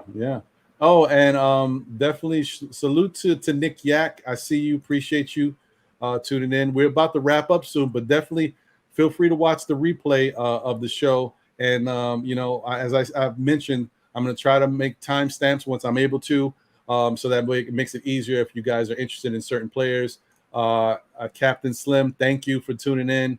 Appreciate you. And also, shout out to my guy, SB Talking Sports from Chicago, Chi-Town. Where you been, man? It's been a minute. Haven't seen you here. Thank you for tuning in, bro. Yeah. A couple more, and then we'll get out of here. I think we got. I think we're done. I do want you to highlight Parrish real quick, because he brings up a good point. He says, I've been a business owner for 27 years, and I know from personal experience that you could change the behavior of an employee. Tibbs is on the hot seat to continue the play style we saw the last 15 games. Parrish, you could be 100% right. But my question to you is that the behavior of the employees, are they 66 years old? And that's a serious question, because I understand, and it could happen, and anything is possible, and maybe he would have to do that. But understand that when they play that play style, right, that we're desiring, it goes against everything Tom Thibodeau does. Everything. So will he adapt, and will he be a good sport in doing so? Because as we've seen, we know that Tom Thibodeau is capable of having biases on his roster throughout a season. So you got to keep that in mind. So you got to put all the variables to your equation and then decide whether you get a correct result or not. So we'll see. I hope you guys are right. I hope he changes. If I'm a betting man, nope. The Tibbs is a tough one, man. He's a throwback, an old animal, man. It's one of those that you rock with and then you put out the pasture. I don't know if there's any in-betweens, but we'll see, man. Thank you guys once again for being here. Smash that like button if you just came in. On your way out, if you haven't done so, definitely hit that like button. Show your love and support. We appreciate you guys tuning in. This has been a great show. It went longer than we expected, as always. But once we start talking and chopping it up, man, that's just how it goes. Yeah, and man. Being that, look, there's only 3 of these. We're doing 3 draft specials. It's okay if they go long, because we're trying to give you as much info as possible. Take your questions, give feedback. We're taking it all, man. So thank you guys as always. I learned some things as listening to D Poetic and to my man Prophet from Feats Sports about these guys. Always opens up my eyes. Doing this process and going to other draft sites and finding out information has opened my eyes way more than ever before about these guys. So I appreciate the opportunity and the process. Thank you guys to the chat. Some of the stuff you guys have put in there has been really informative and helpful. For example, just the gentleman who put in there about Kai Sotto, the fact that he scored 21 points in 15 minutes in the FBL against other good competition, certain things I didn't know. Also learning about the Philippines and the time change that, that's I'm learning a lot, man. So thank you guys. And I also learned another key fact. It's probably not as wise to be doing slides at 3 a.m. when you're tired, because some mistakes can happen. But it's okay. I'm human. Bear with me, folks. But other than that, man, thank you guys. Let me see. Is there anybody else who joined in that I'm Quality Jumper? What's good, man? Appreciate you. Always good to see you. Any final words, D? Oh, and wait, before I get to D, once again, guys, if you haven't already checked it out, D Poetic, aka D is Ballin', you know him 2 different ways, has a new channel. Definitely tune in to Salute. It's called Wide World of Sports. Is that it? No, Wide World of Hoops. Wide World of Hoops. Sorry, I apologize. I'm new to it myself. Wide World of Hoops. He put the link in the chat a couple different times. Definitely tune in, show your love and support. The content is going to be coming, guys. So just bear with it. You know how, you guys know, D Poetic, you know how he gets down. The content is coming. So definitely salute and support. There you go. It's in the chat now. Mm-hmm. So definitely click on that link, subscribe, and look for great content. Now back to you, D. My fault. No, hell no. Thank you. I appreciate it. What do you call that? Yeah. So also too, guys, on the channel too. As of right now, it's a process. So as of right now, I just looked at some clips of some guys from the draft combine. Just little 1-2 minute clips of just little thoughts of what I have with them moving forward. I also uploaded interviews of those guys of potential lottery picks during the draft combine as well. So you guys get a closer look into their personality, their communication, how they answer questions, and you guys get more of a read. So make sure you guys check that out as well. I also want to say thank you to the chat as well. I appreciate you guys coming through. You are our gold, guys, and we appreciate you in every way, shape, or form. Thank you for bearing with us for almost 3.5 hours. As Ron said, it was supposed to be a hell of a lot shorter, but this is how it happens, and we'll get better. We'll definitely perfect this, and we'll get it down. But guys, you guys are wonderful. Thank you for sticking through, and thank you for your questions as well. We love the crowd interaction. We love going back and forth with you guys. It's been a joy. It's been a blessing. I really appreciate it. And thank you, Ron, too. And thank you, Ron, John, Jose, the host, Still Knick fans. Thank you, Prof, Feat. We appreciate it being able to get this content out there in order for you guys to hear it, to get a proper, more perspective on what draft picks you guys want and what you guys are looking for, and what is projected for other trade scenarios as well, which we will go over on part 3 as well. So I appreciate everything, guys. Thank you so much. Yeah, no, everything he said, I agree. I can't echo the sentiments more, man. Yeah, thank you guys for tuning in as always. Appreciate you. Shout out to my guy John. Shout out to my guy Jose. Thank you to Feats for being here with us. Happy Memorial Day to everybody. Enjoy yourselves. Enjoy your 3-day weekend if you have it. Unfortunately, I know there's a certain smaller community that may be in sales or whatever that may have to work. Sorry for you guys, but I wish you the best. And lastly, I always say, tell a friend who tells a friend who tells another friend. Still Knick fans, we'll be back again. Yep. This Monday's show we're not doing, so taking a little break because we got some other stuff going on. But we will be back the following Monday for our weekly show. But the next time you're going to see Still Knick fans will be on Thursday for the NBA report on Nothing But Knicks. So stay tuned for that. And then, of course, you'll see me again on Saturday with the Know the Ledge. And I think, if I'm not mistaken, unless things change, so you guys can put it on your calendar if you're interested, on June 21st. That's going to be the third part of this series.